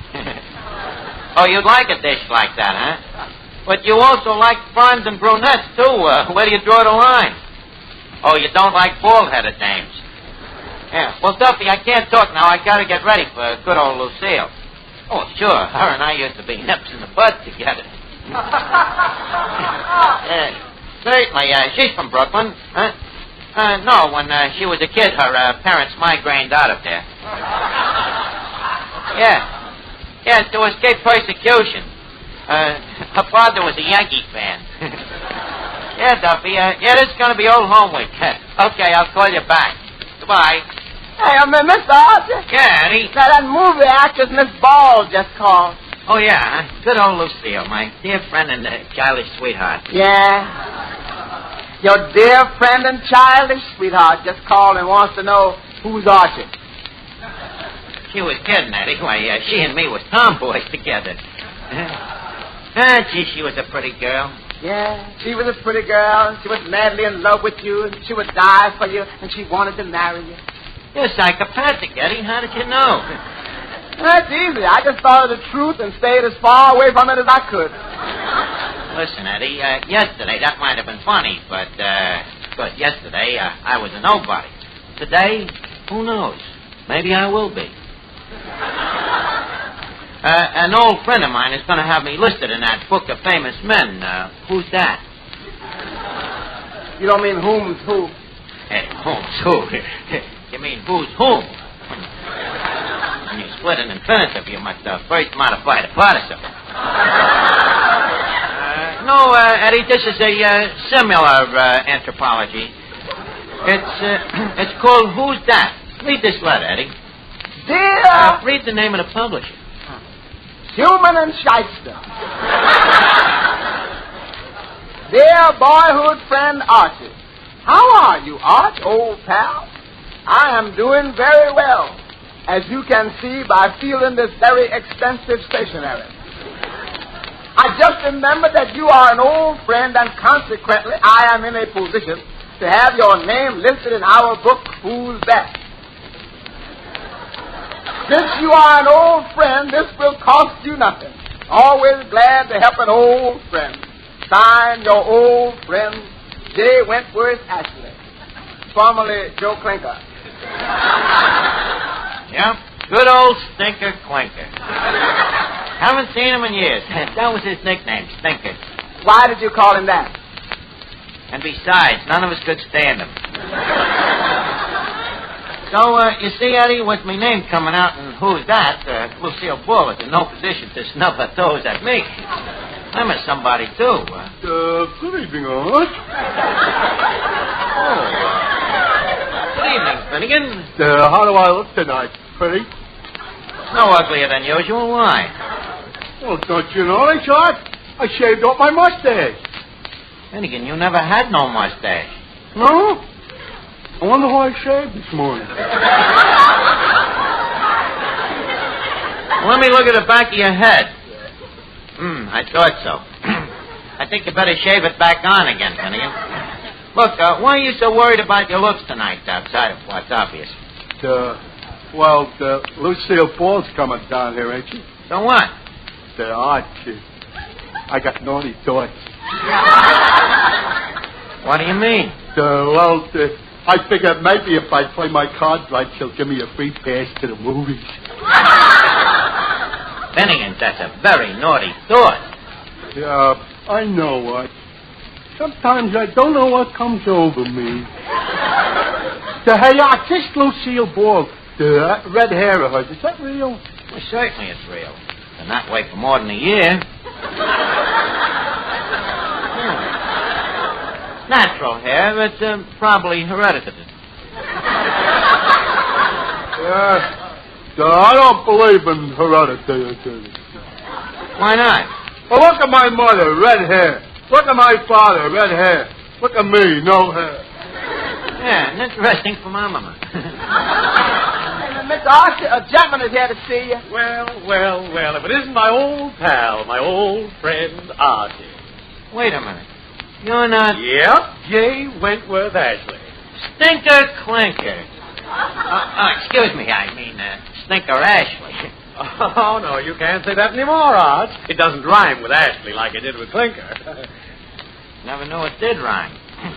Well, how are you doing? Oh, never mind about me. How are you doing, Arch? Well, I can't say that I'm as rich as Croesus, but I've saved up a pretty penny or two. Good. I'm glad I'm not wasting my... I'm glad you're not wasting your life. Well, Arch, always glad to see an old friend. Now, let's get down to business. Here comes the gold brick. Archie, Schumann and Jester have sent me here to say that they would be honored to list you the author of Duffy's first reader in the 1944 edition of Who's That? You mean I'm going to be immortalized? Gee, that's an honor, huh? An honor? Well, just look at some of the names you would be listed with. John Charles Roberts, H.B. Castellanos, Cecil B. DeGaulle, and Mendel Wilkie. Boy, and what names, and my name will be there too, huh? Mr. Ashley. Yeah. Yes, sir, Archie. And let's go over to the table and fill out this questionnaire. Now, Eddie, don't let nobody bother me. I got to fill out this questionnaire for Schumann and Jester. Let's see here now. Name, Archie. Address, 113 and a quarter East 13th Street. You've got to put down your zone number. Zone. Oh, yeah. Upstairs in the back. Boy, Eddie, getting this book is some honor, huh? Miss Archie, do you send in an application to get on these sucker lists, or do they just pick your name at random? What do you mean? The guy didn't ask me for no dough, did he? If the day is still young. Eddie, please, don't be so skeptical. Archie, have you got another actress coming down here tonight? Yeah, Miss Duffy, Lucille Ball, and what's wrong with actresses? Nothing. But why do they always have to be girls? They got a strict rule in Hollywood that all actresses have to be girls. Listen, why was you so late tonight? Where was you? Down at the 10 Jolly Girls Lacey and Athletic Club canteen. Them 10 ugly dames got a canteen now? Well, what do you do for the guys? Well, first we give the soldier a cup of coffee, and then we ask if he has a sweetheart back home. And if he has a sweetheart? We just keep asking till we find one that has it. Well, suppose you don't find one that hasn't. Then we close for the night. But usually we find at least one. What a man trap. Don't worry, Archie. We have very strict rules. No jolly girl is allowed to kiss a fellow unless he's been overseas.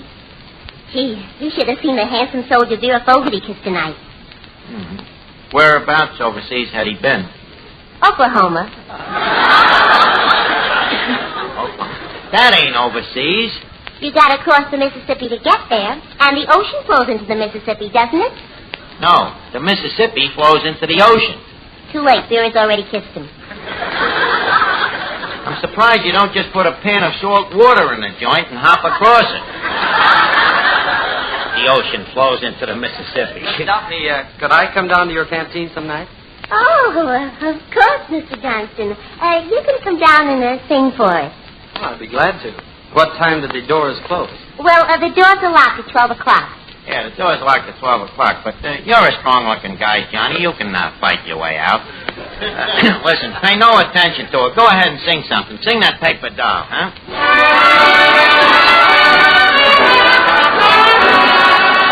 I'm gonna buy a paper doll that I can call my own. A doll that other fellas couldn't steal. And then the flirty, flirty guys with their flirty, flirty eyes will have to flirt with dollies that are real. When I come home at night, she will be waiting. She'll be the truest doll in all the world. I'd rather have a paper doll to call my own than have a fickle-minded, real-life girl. I'm gonna buy a paper doll that I can call my own, a doll that other fellows wouldn't steal. And then the flirty, flirty guys with the flirty, flirty eyes will have to flirt with dollies that are real. When I come home at night, she will be waiting. She'll be the truest dolly in the world. I'd rather have a doll that I can call my own than have a fickle-minded, real-life girl.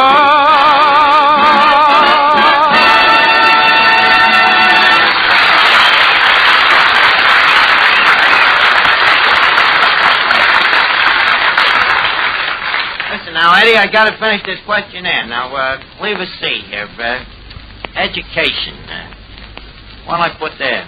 Oh, tell him the truth. Leave it blank. Cut it out, Eddie. Let's see now. Education. For 3 years, I attended at the varsity at UCLA at Ann Arbor, Michigan. UCLA? That ain't in Michigan. Oh, huh? Okay, I'll change it to University of Montana. I know that's in Michigan. Let's see. University of M-O-N. Funny, Eddie, I went there and I can't spell it. Well, make it UCLA. That you can spell. Yeah, good. I matriculated from UCLA, where I graduated non-campus Memphis. I got it down. What does it mean, Eddie? That means with high honors. Oh, naturally. Sure. PhD. Now, let's see. Postgraduate work. What does that mean? That means PG. Correspondence course. Wait. Put in that one you took on muscle building. Nah, I can't. Never got no diploma. Never got no muscles, neither. Wait a minute, Eddie. Here comes Lucille Ball. Now, you better beat it. Why? Well, she probably wanted to be alone with me. You know, this is a sentimental moment. Well, Lucille Ball.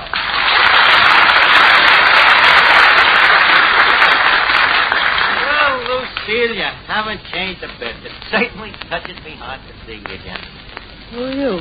It sure is a sentimental moment. Who am I? Lucille, think of some of the nicknames of guys you used to know when you was a kid. Well, let's see. There was one that we called Shorty the Jerk. That wasn't you. No. I was a tall guy.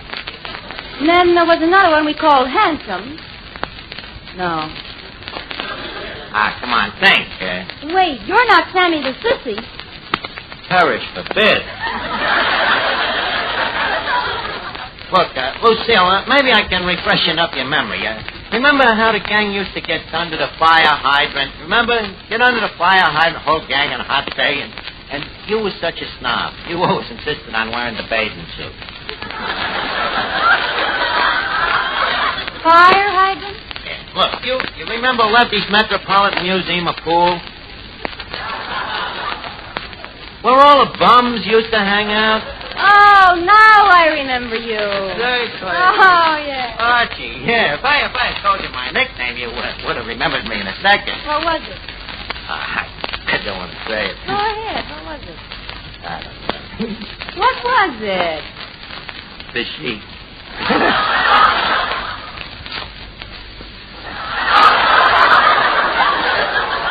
Perish forbid. So you're Archie, huh? Yeah, and this is Miss Duffy. You remember her, the little homely kid that everybody said she'd grow out of it, and she didn't? Oh, yes, I remember. The one who used to chase all the little boys, strip them, sit on them, and kiss them. Likewise, I'm sure. How are you, Miss Duffy? You look very, very lovely. Very lovely. No wonder the dame didn't recognize me. She's blind. You know, Miss Ball, it's surprising. You've been in Hollywood for years, and yet you still got a Brooklyn accent in your verse. You're a nerd. If you'll pardon my terse words. Oh, think nothing to it.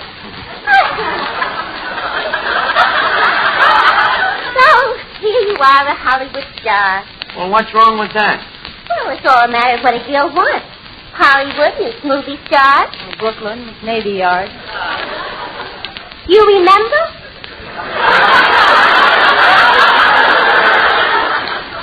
But what I mean is, movies is all right if one wants to make a silly career of kissing a different fellow every day. One day, Clark Gable kissing you, and then the next day, Tyrone Power, and then the next day, Robert Taylor. Anyway, where could Papa get another cashier? Look, Miss Duffy, please. Papa desires the monthly inventory. Go count the pickled pigs, please. Well, Lucille, oh, by the way, you don't mind me calling you Lucille. Not at all, Chief. Well, Miss Ball. You haven't mentioned how you like the place here. Oh, yes, I have. Under my breath. Well, let's hear it. We like ladies' comments. This isn't a lady's comment. Well, anyways, it's lovely to see you again. You don't know what it's been like, you know. You in Hollywood, me in New York, over 300 miles apart. As the crow flies. How else would I go? Yeah, I was afraid with all that horrible expanse betwixt us that our twains would never meet. How tragic. Yes, what? What was I saying again? You were saying something about you being a nobody. Was I? Well, I assumed it. Well, that's where you were wrong. I am no longer a nobody since I wrote this book, this Duffy's First Reader. You remember, I always had a talent for writing. Yes, I remember those fences in Brooklyn. Not only fences, I used to write on... Well, mostly it was fences.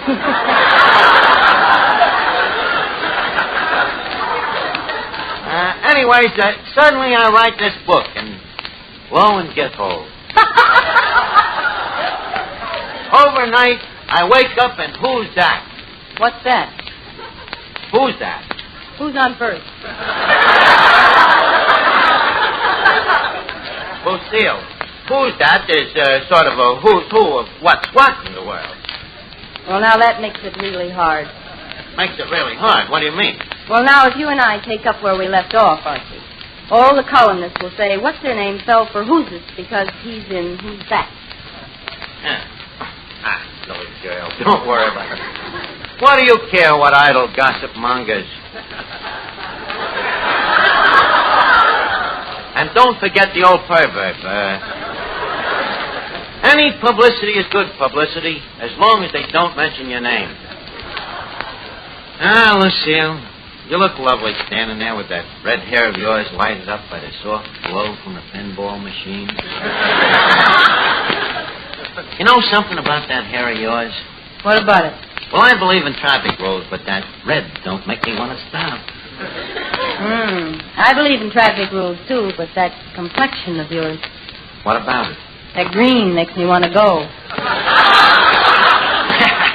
Great sense of humor.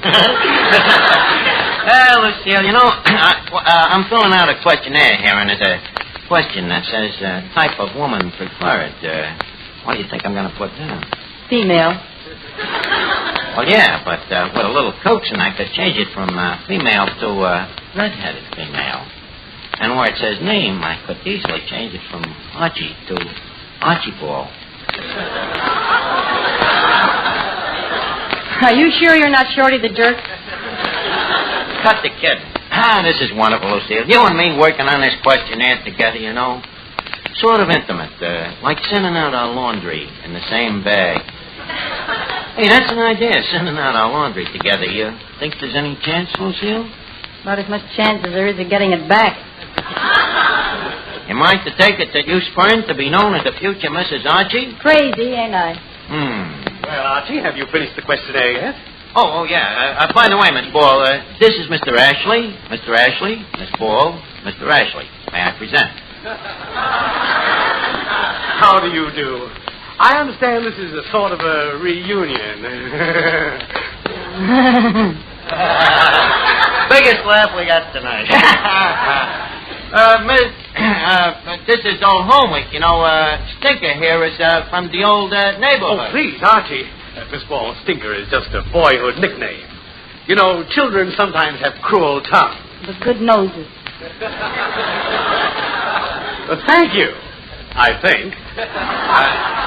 You can talk plainer than that. Now, Archie, I'd like your opinion of one more thing. What kind of leather do you think the book should be bound in? Bound. Well, all books are bound. Oh, I must remember that. That's a good thing for a writer to know.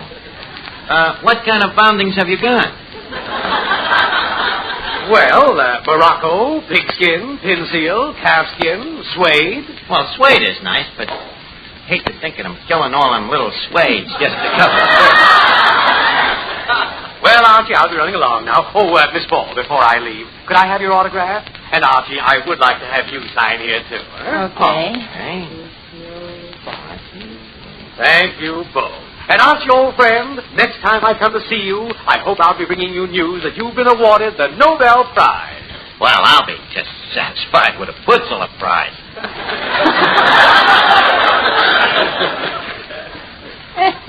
Well, so long, Stinker. So long, Arch, and here's your receipt. Thanks, You know, Lucille, is nothing like old friends. Hey, what do you mean by a receipt? Wait a minute, what is this thing? Let me see. I, the undersigned, agree to purchase 10 volumes of booze. How do you like that? What an Ashley that Stinker turned out to be. Wait a minute. I signed one of those things, too. How do you like that? An old friend from Brooklyn. Yeah, and he sold us the bridge.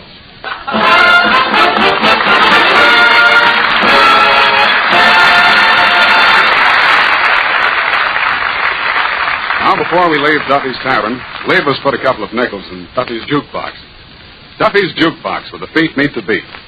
Well, the platter's spinning, the needle's in the groove, and here's the first number coming up.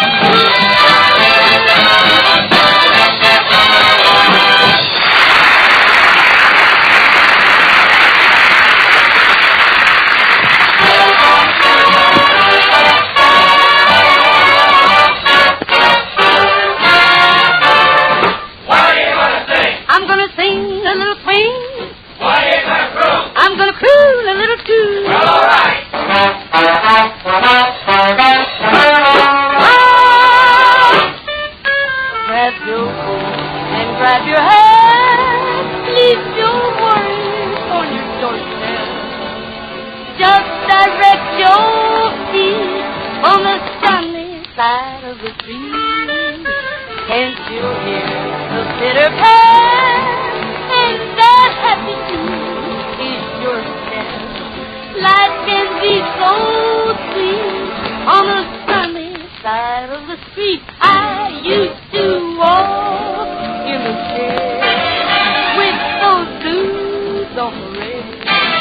Oh, but that's all over. I'm walking, baby, I'm walking in clover. If I never sin, I'll be rich as Rockefeller, with gold dust at my feet on the sunny side of the street. I used to walk in the shade with those blues on parade. Oh, but that's all over. La-da-da-da-da-da-da. If I don't ever sin, I'll be rich as Rockefeller. Life will be so complete on the sunny side of the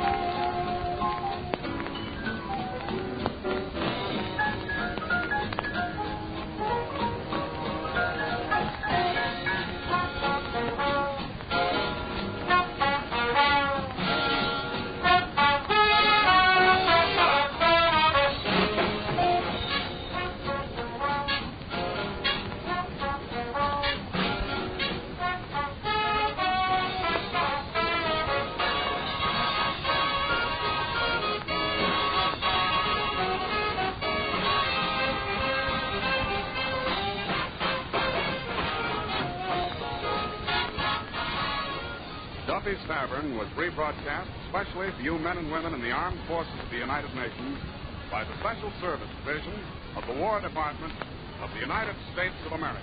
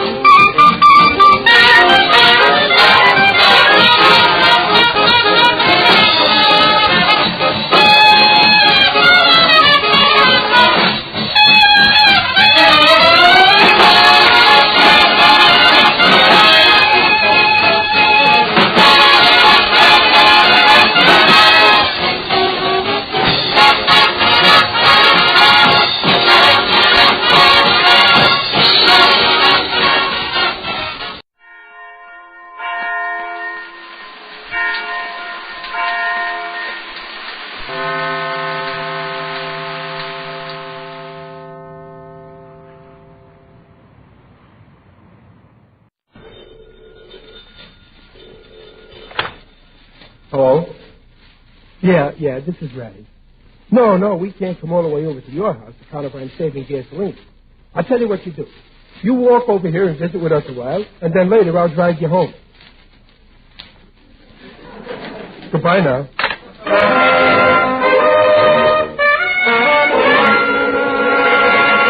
The Life of Riley, a half hour with radio's newest and friendliest family, and starring William Bendix as Riley.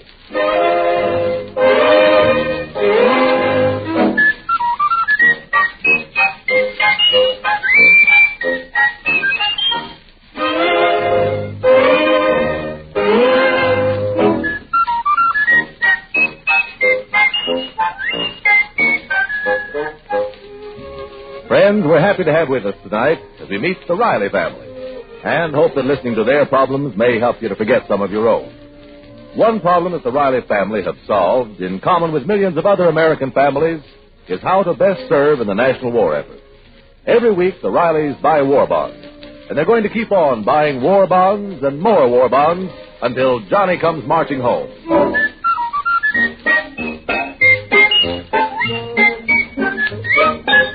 Well, the Rileys are on the move again. Or, rather, they will be as soon as they can find another place to live. The apartment they've been renting in Los Angeles must be vacated by the end of the week. And while breadwinning father has been hard at work in his defense job, Mom has been out house hunting all day, unsuccessfully. It's 6 o'clock and just about time for dinner.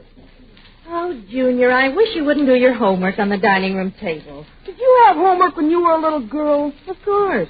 I bet your teacher didn't pile it on the way mine does. Seems like all I ever did was homework. Were you good at arithmetic? Oh, pretty good. Then how much would it cost to ship a carload of soft coal 900 miles if the freight rate is 15 cents a cubic yard less 2% for cash? Junior, your hands clean. Your father will be home any minute now. Sure, they're clean. But what's the answer, Mom? Now, Sonny, homework's your problem. Having dinner ready when your father comes home is my problem. You'll notice that my problem's been solved. Well, that's because you haven't got my teacher.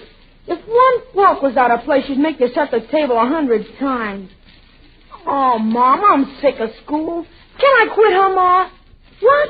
Quit school at 11 years of age? I wish they'd draft me. Now hurry and get your books off the table. Your pop's coming now. Oh, sure was hot in the plant today. Well, this stove I've got here isn't any cooling system. Hello, Ma. How's about little kid? I don't mind, Riley. There. Now you don't have to pin up Charlie Boyer's picture on the wall. Hiya, Pop. Hello, Junior. Go wash your hands.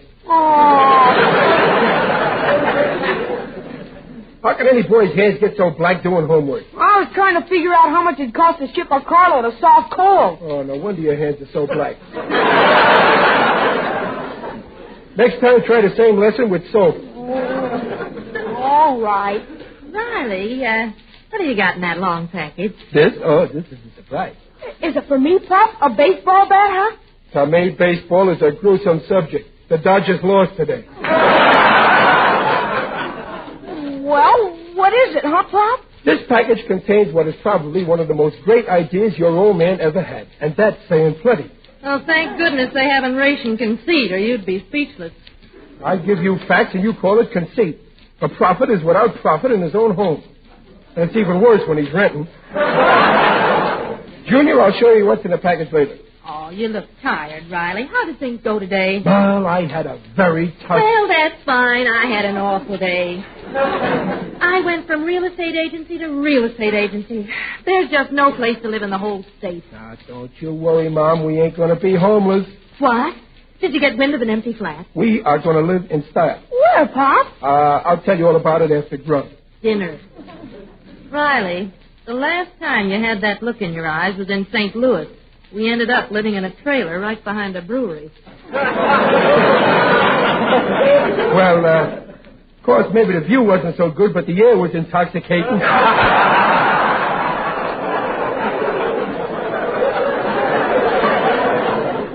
Riley, what have you got up your sleeve? I am not at liberty to divulge details until after we grub at dinner. Well, I'm not in the mood to coax you. Dinner's ready, so wash up. Where's Ellie? Eloise won't be home to dinner.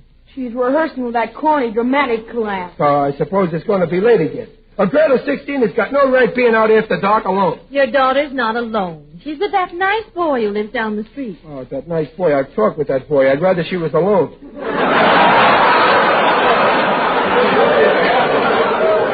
Some boy. 20 years old and smokes. Why, Pop, I heard you say you smoked when you were 12. Yes, but I didn't inhale. I did not smoke. Well, maybe once, but my old man gave me a good licking, and I deserved it. And that's what you'll get if I catch you smoking. Don't worry, Pop. You won't catch me. That's fine.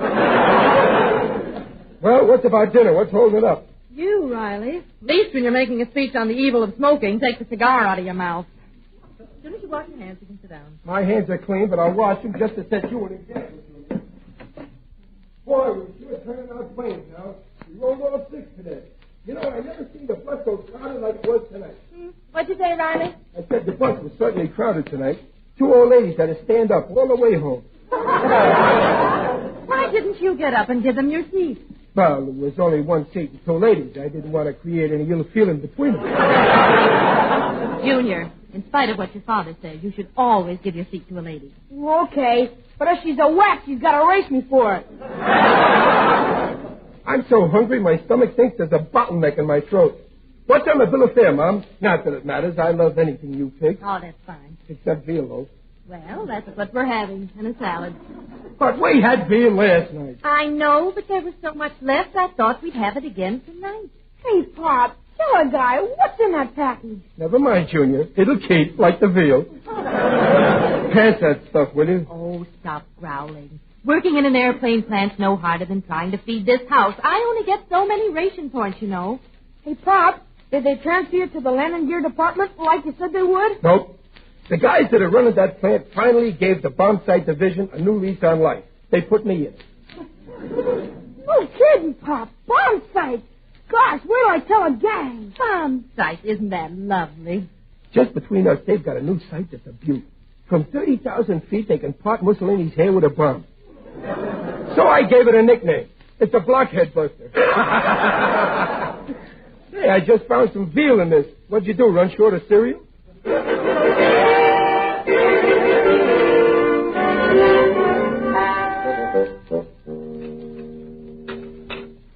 Hey, Junior, pass me another slab of that veal loaf, will you? Here you are, Pop. Thought you didn't like veal. Well, I don't, but if I eat it all tonight, it won't be here tomorrow. Well, Mom, I can see you're just dying to know what's in that package, ain't you? You know I am, but I'm not going to ask you. Well, now here's what I've been thinking. Ever since we left Brooklyn, we've been moving from one place to another. I mean, a family shouldn't get kicked around like if they was a football. Hey, Pop, each of the fellas at school has 10 tickets to sell for tomorrow's game. Junior, I'm buying no football tickets. You can put that in your pipe and smoke it. And don't let me catch you smoking. Football tickets. Our money's going to be used for a better purpose. Riley, will you please get to the point? Well, in view of since we got to move out of here Saturday... If you buy these tickets, Pop, you'll be sitting right on the 50-yard line. That's all I need is to get whitewash on my good pants. Mom, I'm sick of paying rent. I'd rather have one room of our own than 10 that belong to a landlord. As the poet once said, breathes there a man with soul so dead, who never to himself has said, this is my home, my native house. You know what that's from, Junior? Yeah, Pop. It's from hunger. Well, I guess it's certainly right. Riley, what is in the package? Plans. Plans for our new house.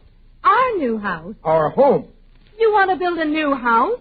Well, certainly you can't build an old one. Gee, a new house. Can I have a ping-pong table in my bedroom? No. I got enough trouble falling asleep now without counting ping-pong balls jumping over a net.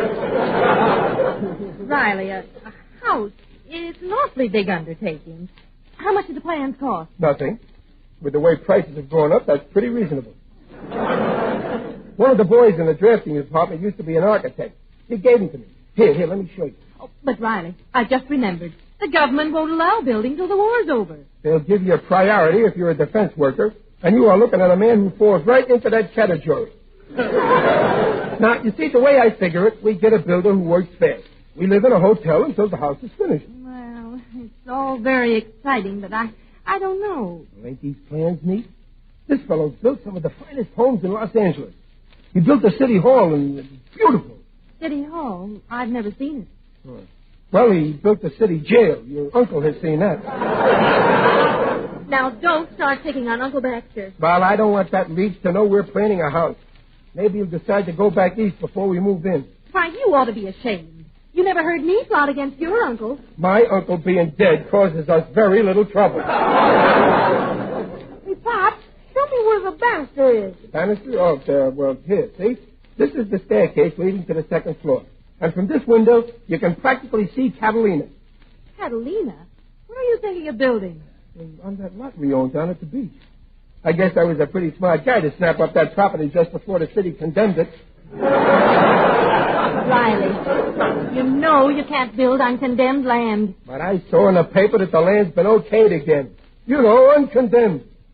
It's all politics anyway. Here, look at this living room. The fireplace is over here. It's a real fireplace.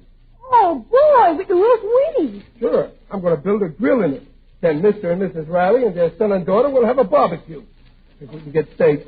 Well, what about Uncle Baxter? Well, we could barbecue him, but I like steak better. Riley, how much will this house cost? But the house can cost a fortune or very little if you know the right angles and get good discounts. How much will it cost? Huh? $6,000. $6,000? Hi, Uncle Baxter. Hello, Junior. Did I hear someone say $6,000? I must be in the wrong house. Yeah, and you've been in the wrong house for the last 2 years. Riley, that is a fine innuendo to make about your own flesh and blood. You're not my flesh and blood. Did I not give you a transfusion 2 years ago that saved your life? Ingratitude is the besetting sin of mankind. Well, maybe you did give me a pint of blood once. But last week I gave a pint to the Red Cross. I do not see the connection. I gave him the pint you gave me. So now you're a big man with the Red Cross, and I don't owe you nothing. My dear nephew, I never implied that you did. But since my presence here is apparently resented by the head of the house, I shall leave. In a month or so. Uncle Baxter, you can stay as long as you like. Of course, if it'll make you feel better, you can pay us a little for your board. When you're able to. Well, that is my fondest intention. And I expect to make a desirable connection any day now. Well, I turned down the position of doorman today at Grauman's Chinese. Why? I couldn't see the screen from the sidewalk. All you do is turn down jobs and come back here to eat and sleep. Are you insinuating that I don't bathe?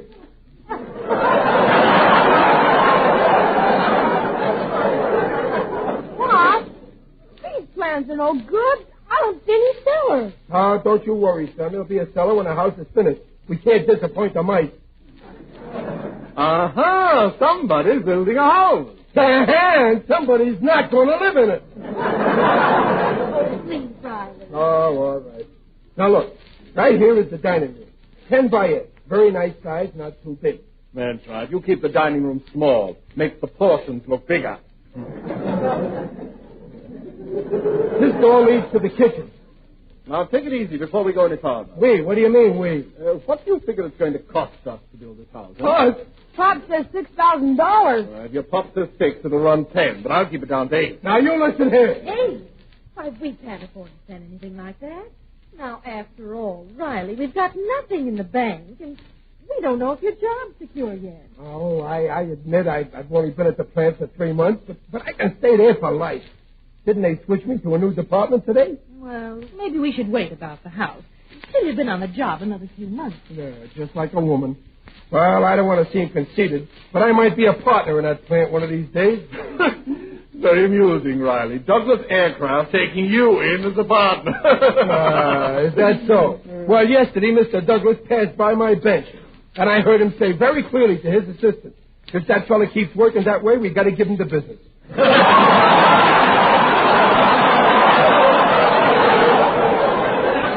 So let's have no more talk about me losing my job. I've decided to build, and that's that. Well, Riley is right. Absolutely right. Do me a favor, Mr. Blood Donor. Stay off my side. Now, here's the back door, Mom, for delivery. None of the stores deliver anymore. Say, Riley, tell me, who's going to do the building? Oh, yes, Riley. You want someone who's very reliable. I got a list of several builders, and I'll decide later on. Now in the kitchen. Operator, give me Crestview 65095. Can't you phone some other time? Riley, be serene. Count your blessings. Hello, Jasper. That's the turnbull. You very busy tonight? Or breaking in a new pipe, huh? Well, listen, I got some news for you. You're building a house for my nephew by marriage, Riley. Uncle Baxter, who's on that phone? Hold on, Jasper. I'm talking to Jasper Wrangle. He's the best builder in the city, my bosom friend. No friend of yours is going to build my house. Now, Riley, don't cut off your nose to spite me. Not that it isn't a splendid idea. This man's an expert. I don't want to discuss it any further. It's all settled. Fine. Hello, Jasper. It's all settled. Come over right away. I'll meet you downstairs.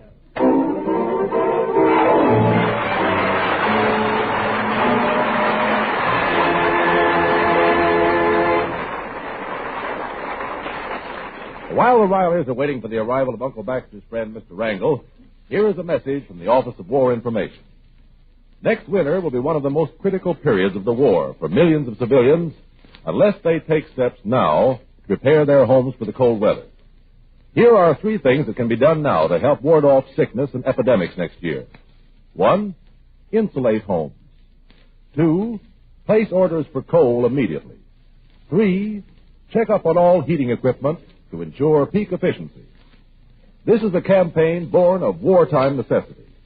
Because it is vital to winning the war, the government is helping to increase the flow of fuel to shortage areas. But there can be no assurance that conditions will be any less severe than last year unless everyone cooperates during the spring and summer.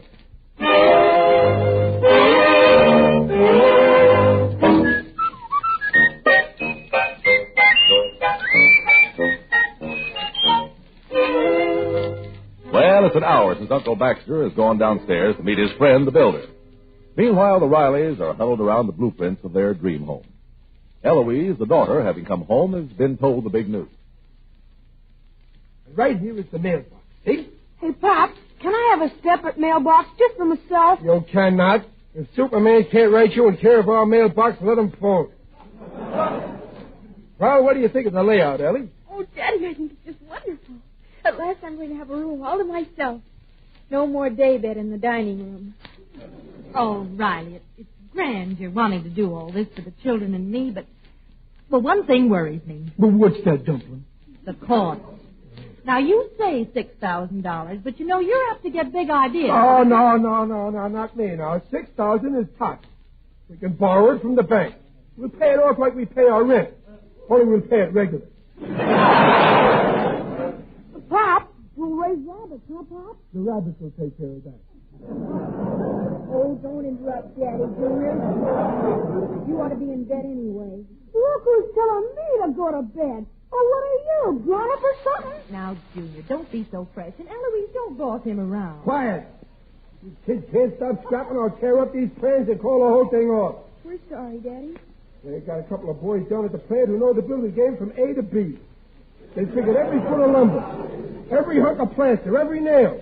The house comes to exactly $5,920, which leaves us $80 for any incidental. Like furniture. Yeah.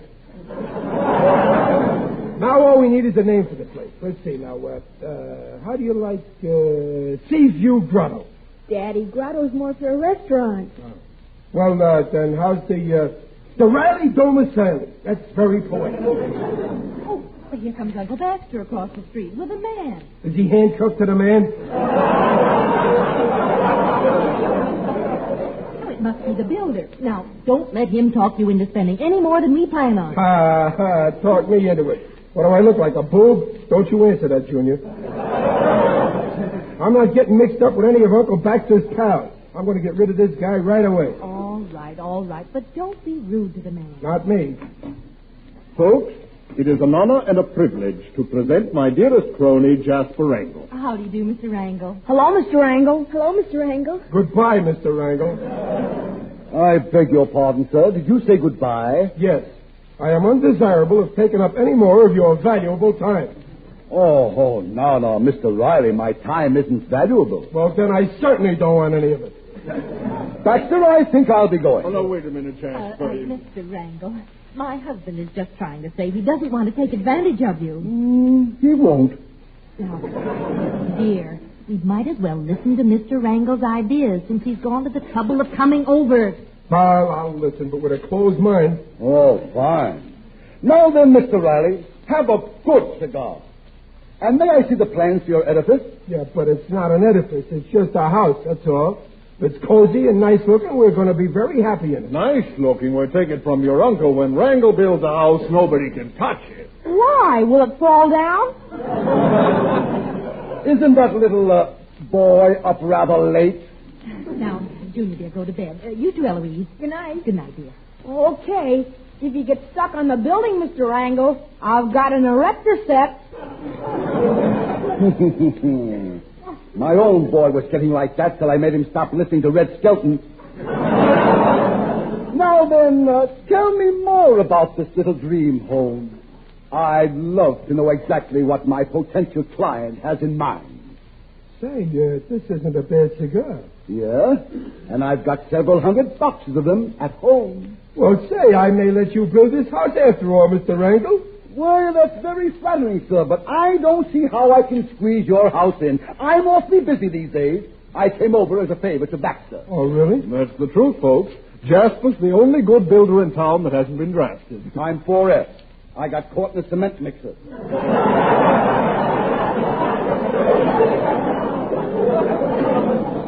And besides, Jasper builds very fast. Oh, and that's important to us, Mr. Wrangle. We've got to move by Saturday. Well, I can't build that fast. Well, look, Mr. Wrangle, we live in a hotel till you finish the house. You ain't going to let us down now, Mr. Wrangle. You can't, you know.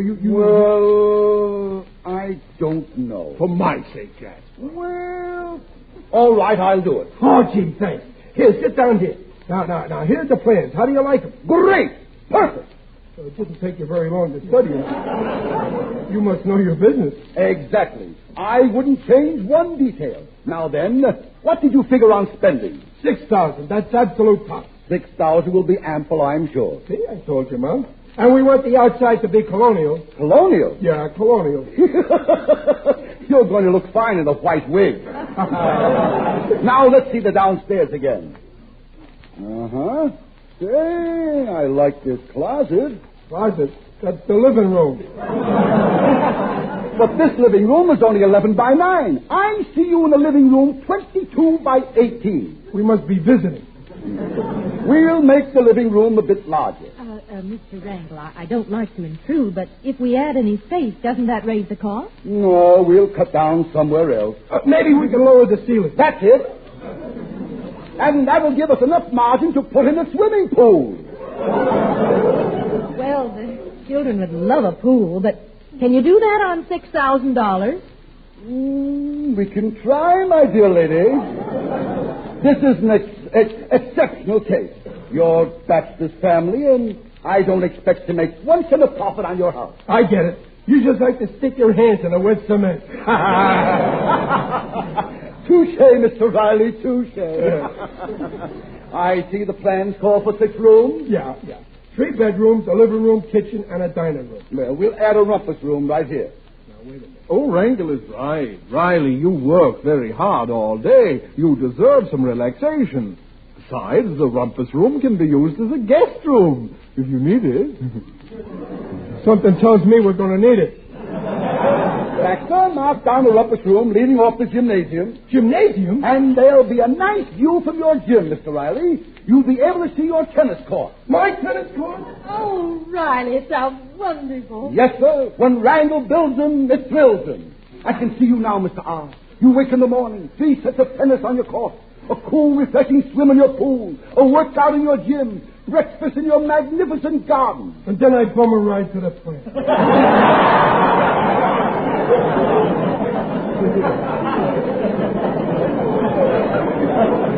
Now, the minute you get your priority, we'll break ground. Mrs. Riley, you can well be proud of your husband. This is the smartest $13,000 he ever spent. 13,000? Well, that is 13,000 for anyone else. But for Baxter's sake, I'll whittle it down to 12,500. Of course, you'll only have 2 rooms. 12,500? I told you I want a 6-room house for $6,000. Sure, but you've got expensive taste. You want swimming pools. You want tennis courts. Who wants swimming pools and tennis courts? All I want is those plans back. I never sent for you in the first place. No. Keep calm, Riley. Uncle Baxter, get this guy out of here and get him to take you with him. Now, Riley, there's no use losing your head. Now, folks, if it's a $6,000 house you want, I can easily do that. You'll beat it. We'll live in a street before you build a house for us. I'll get a house with 6 rooms. 3 bedrooms, a living room, kitchen, and a dining room. And no guest room. You hear that, Uncle Baxter? No guest room. Come along, Jasper, and forgive my vehement nephew. Oh, Riley, you ought to be ashamed yelling like that. How do you like that phony builder? If we listen to him, we'd be in hock all our life. Riley, what are you doing at that window? Hey, Randall, and another thing. This is the worst cigar I ever smoked.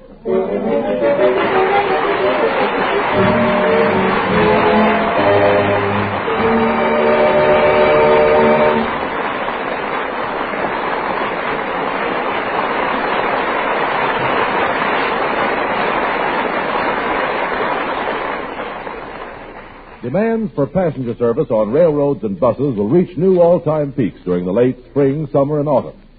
If people travel as usual, reserved accommodations may be sold out in advance to persons whose trips are not essential. In such cases, no accommodations are left for servicemen trying to get home on furlough, or for businessmen who have been unable to make plans in advance and are suddenly called to other cities on war matters. Reduction of unnecessary civilian travel is therefore essential if space is to be assured for members of the armed forces and war production engineers and executives. Let us do our part.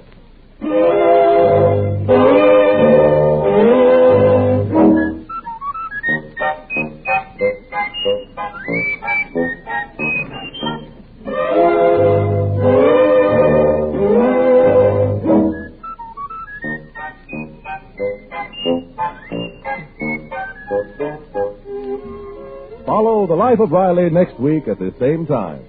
William Bendix as Riley appears by arrangement with Hal Roach Studios. The Life of Riley is written by Irvin Brecker and directed by Don Bernard. This is Carlton Cadell speaking. This is the National Broadcasting Company.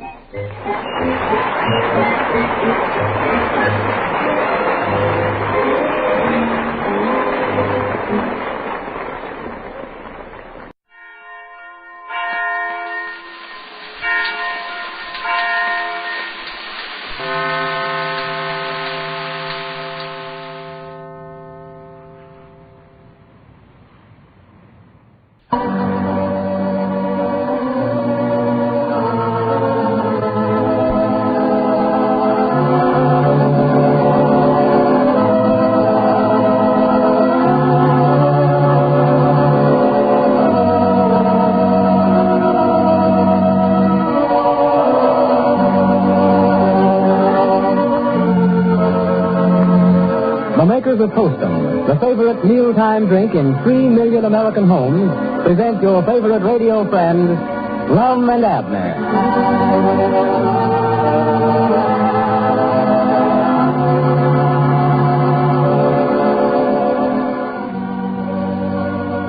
The makers of Postum welcome you to the opening night of a new series of Lum and Abner programs. We want you to know how happy we are to be able to bring you these two lovable radio favorites. We know that during the years they have been on the air, Lum and Abner have earned a warm place in the hearts of thousands of listeners. That for many of you, they are not only real people, but real friends. And we hope that Lum and Abner's new series will bring you the same sincere enjoyment as their previous programs. That they will make even more friends in the future than they have in the past. And that through them, many of you will become acquainted or reacquainted with Postum. For just as Lum and Abner is a program the whole family can enjoy, so is Postum a drink the whole family can enjoy. So now we proudly say, Postum presents Lum and Abner.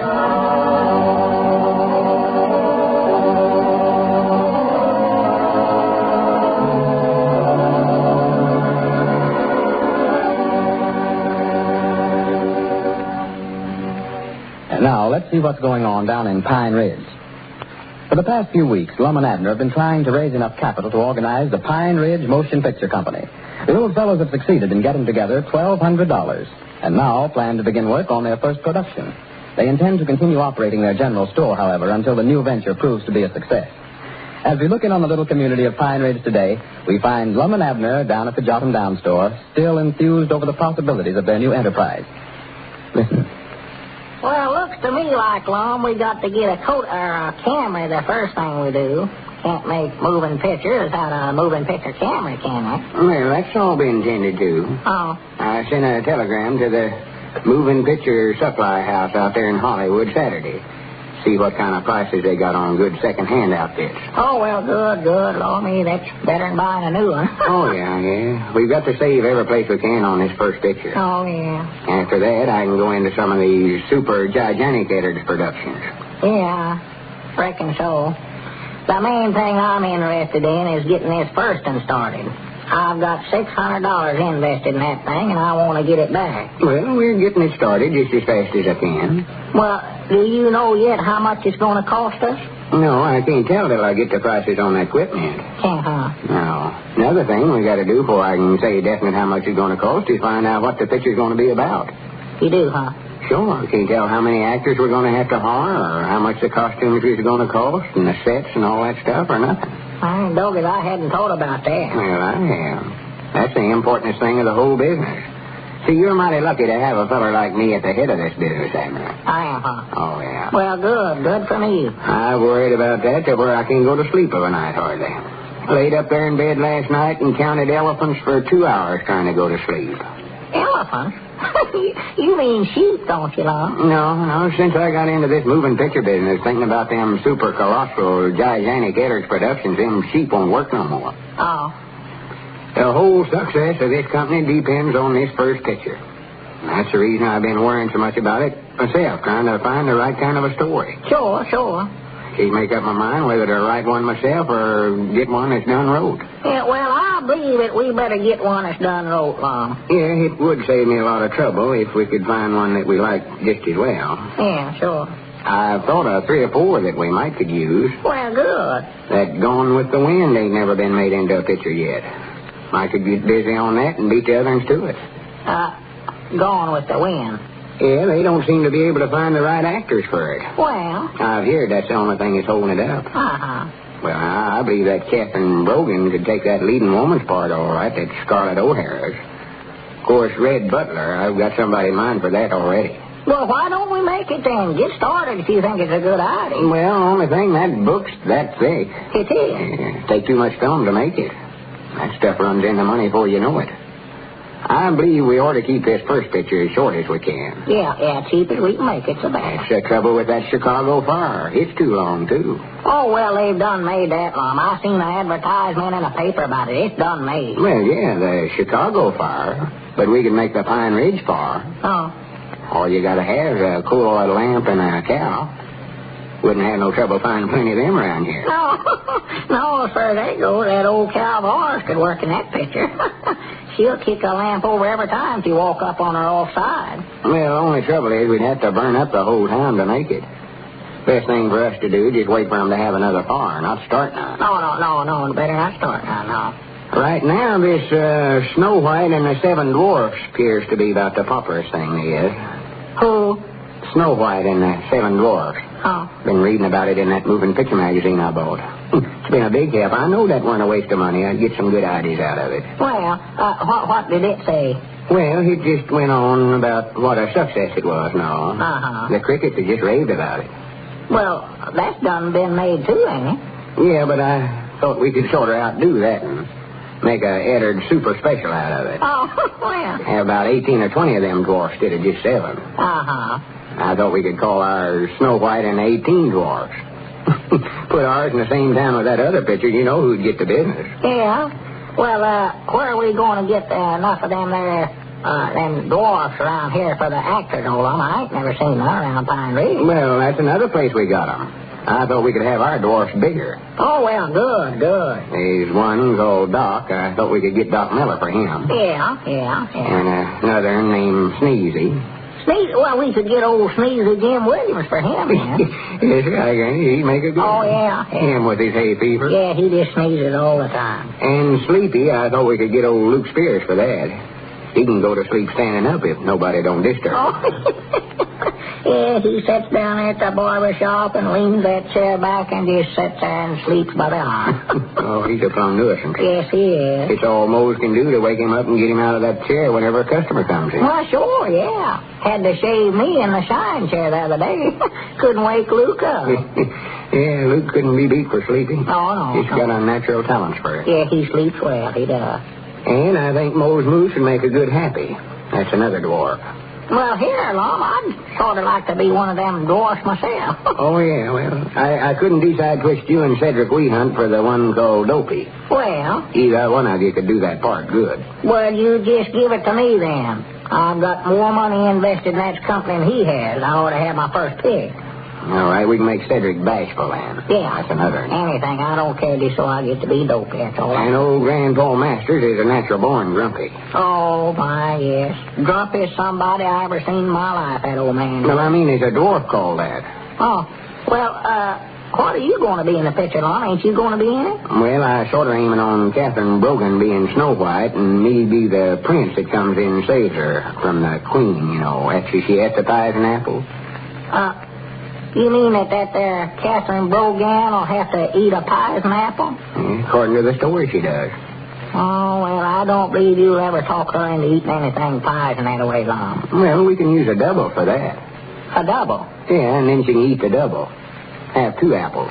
Take a close-up of the poison one and let her eat the other. Oh, yeah, could do that, I reckon. But what does she have to eat the apple for? So that's in the story. The queen gave it to her, and she never knew it was poison, and then I come up and kiss her and save her. Well, Doggy, she does have to take a lot of punishment, don't she? Oh, yeah, she... Just what did you mean by that remark? Well, having to eat or... Oh, that's right. We're going to have 2 apples, ain't we? Yeah, I think we can handle it to where nobody won't catch on. Yeah, well, what does the queen want to poison her for, Lum? Because the queen is jealous of her. See, the queen has always been give up to be the prettiest woman in the land. Uh-huh. She's awful proud of herself over it. Well. Till one day she looked in the mirror and said, who is the fairest in the land? And the mirror said that Snow White was. Well, who said that? The mirror. You mean a regular looking glass? Yes. Oh, well, they don't talk, Lum. You can look in one of them and talk, but that's yourself that you're looking at talking, not the mirror. Well, listen, did. Or that is a man in the mirror. The man? I thought you said it was a queen. It was the queen, Abner. Well, queens is women, Lum. Queens is men. I know. The queen looked in the mirror and seen a man. Oh, well, that must have been somebody standing behind her then. No, she was in her room by herself. Well, she must have been looking out the window then, Lum, and just thought it was a mirror. For looking glasses just reflect what looks into them. Well, listen, Dick. Well, it wasn't a looking glass. It was, Abner. I don't believe it. There's bound to be a mistake there somewhere. Well, now, we ain't going to change the story just because you don't believe that. Well, folks, I think we've lost our minds. All right, we just won't use that. Make some other picture. I never want to make it no way. I had to wear them tights in the thing, and you know how my legs look. Oh, my goodness, don't wear them tights. Your legs will look like a rope hanging down there with a knot tied in it. Yeah. I just meant that I thought, Lum, that we ought not... Well, another thing, too, might have trouble is a bunch of trained animals in it. Deers and squirrels and rabbits and one thing or another. That'd give us a lot of trouble. Oh, my, yes. Take us 2 months to learn them how to do all them stunts. Oh, well, here, Lord, me, I never knowed that. Well, let's don't undertake it then, Lum. But we got to decide on something. Yeah, sure, to get started. What I'd like to do if we had some animals, elephants and such as that, is make a Tarzan picture. Tarzan, huh? Yeah, I've been practicing beating on my chest and yelling and stuff. Hurts, huh? No, that's the battle cry. Oh. Think. Battle. Granny's, wait a minute. I believe that gives me a idea. I might write it myself after all. What? Right, what, Lum? Yes, Granny, that's just what we can do. Have a big war scene. War scene? It won't need no sets that way. Just dig some trenches out here in one of these old fields, and then everybody will harm, make them furnish their own gun. Yeah. Have a big battle. I could get shot, and Catherine Brogan could be a nurse and save my life. And then the enemy captures her, and I dash through shot and shell, carrying our country's flag, and whip the enemy single-handed and rescue her, and me and her gets married and lives happy ever after. Good for you. Grannies, I know that if I kept thinking about it, I'd get out of it. Hand me a pencil and paper now before I forget it. Oh, yes, sir. It's order to make a super colossal Eddard's production. General Lum Eddard's Last Stand. Hot dog. The Pine Ridge Moving Picture Company is already a success. And with a genius like this at the helm, Pine Ridge seems destined to become the new cinema capital of the world.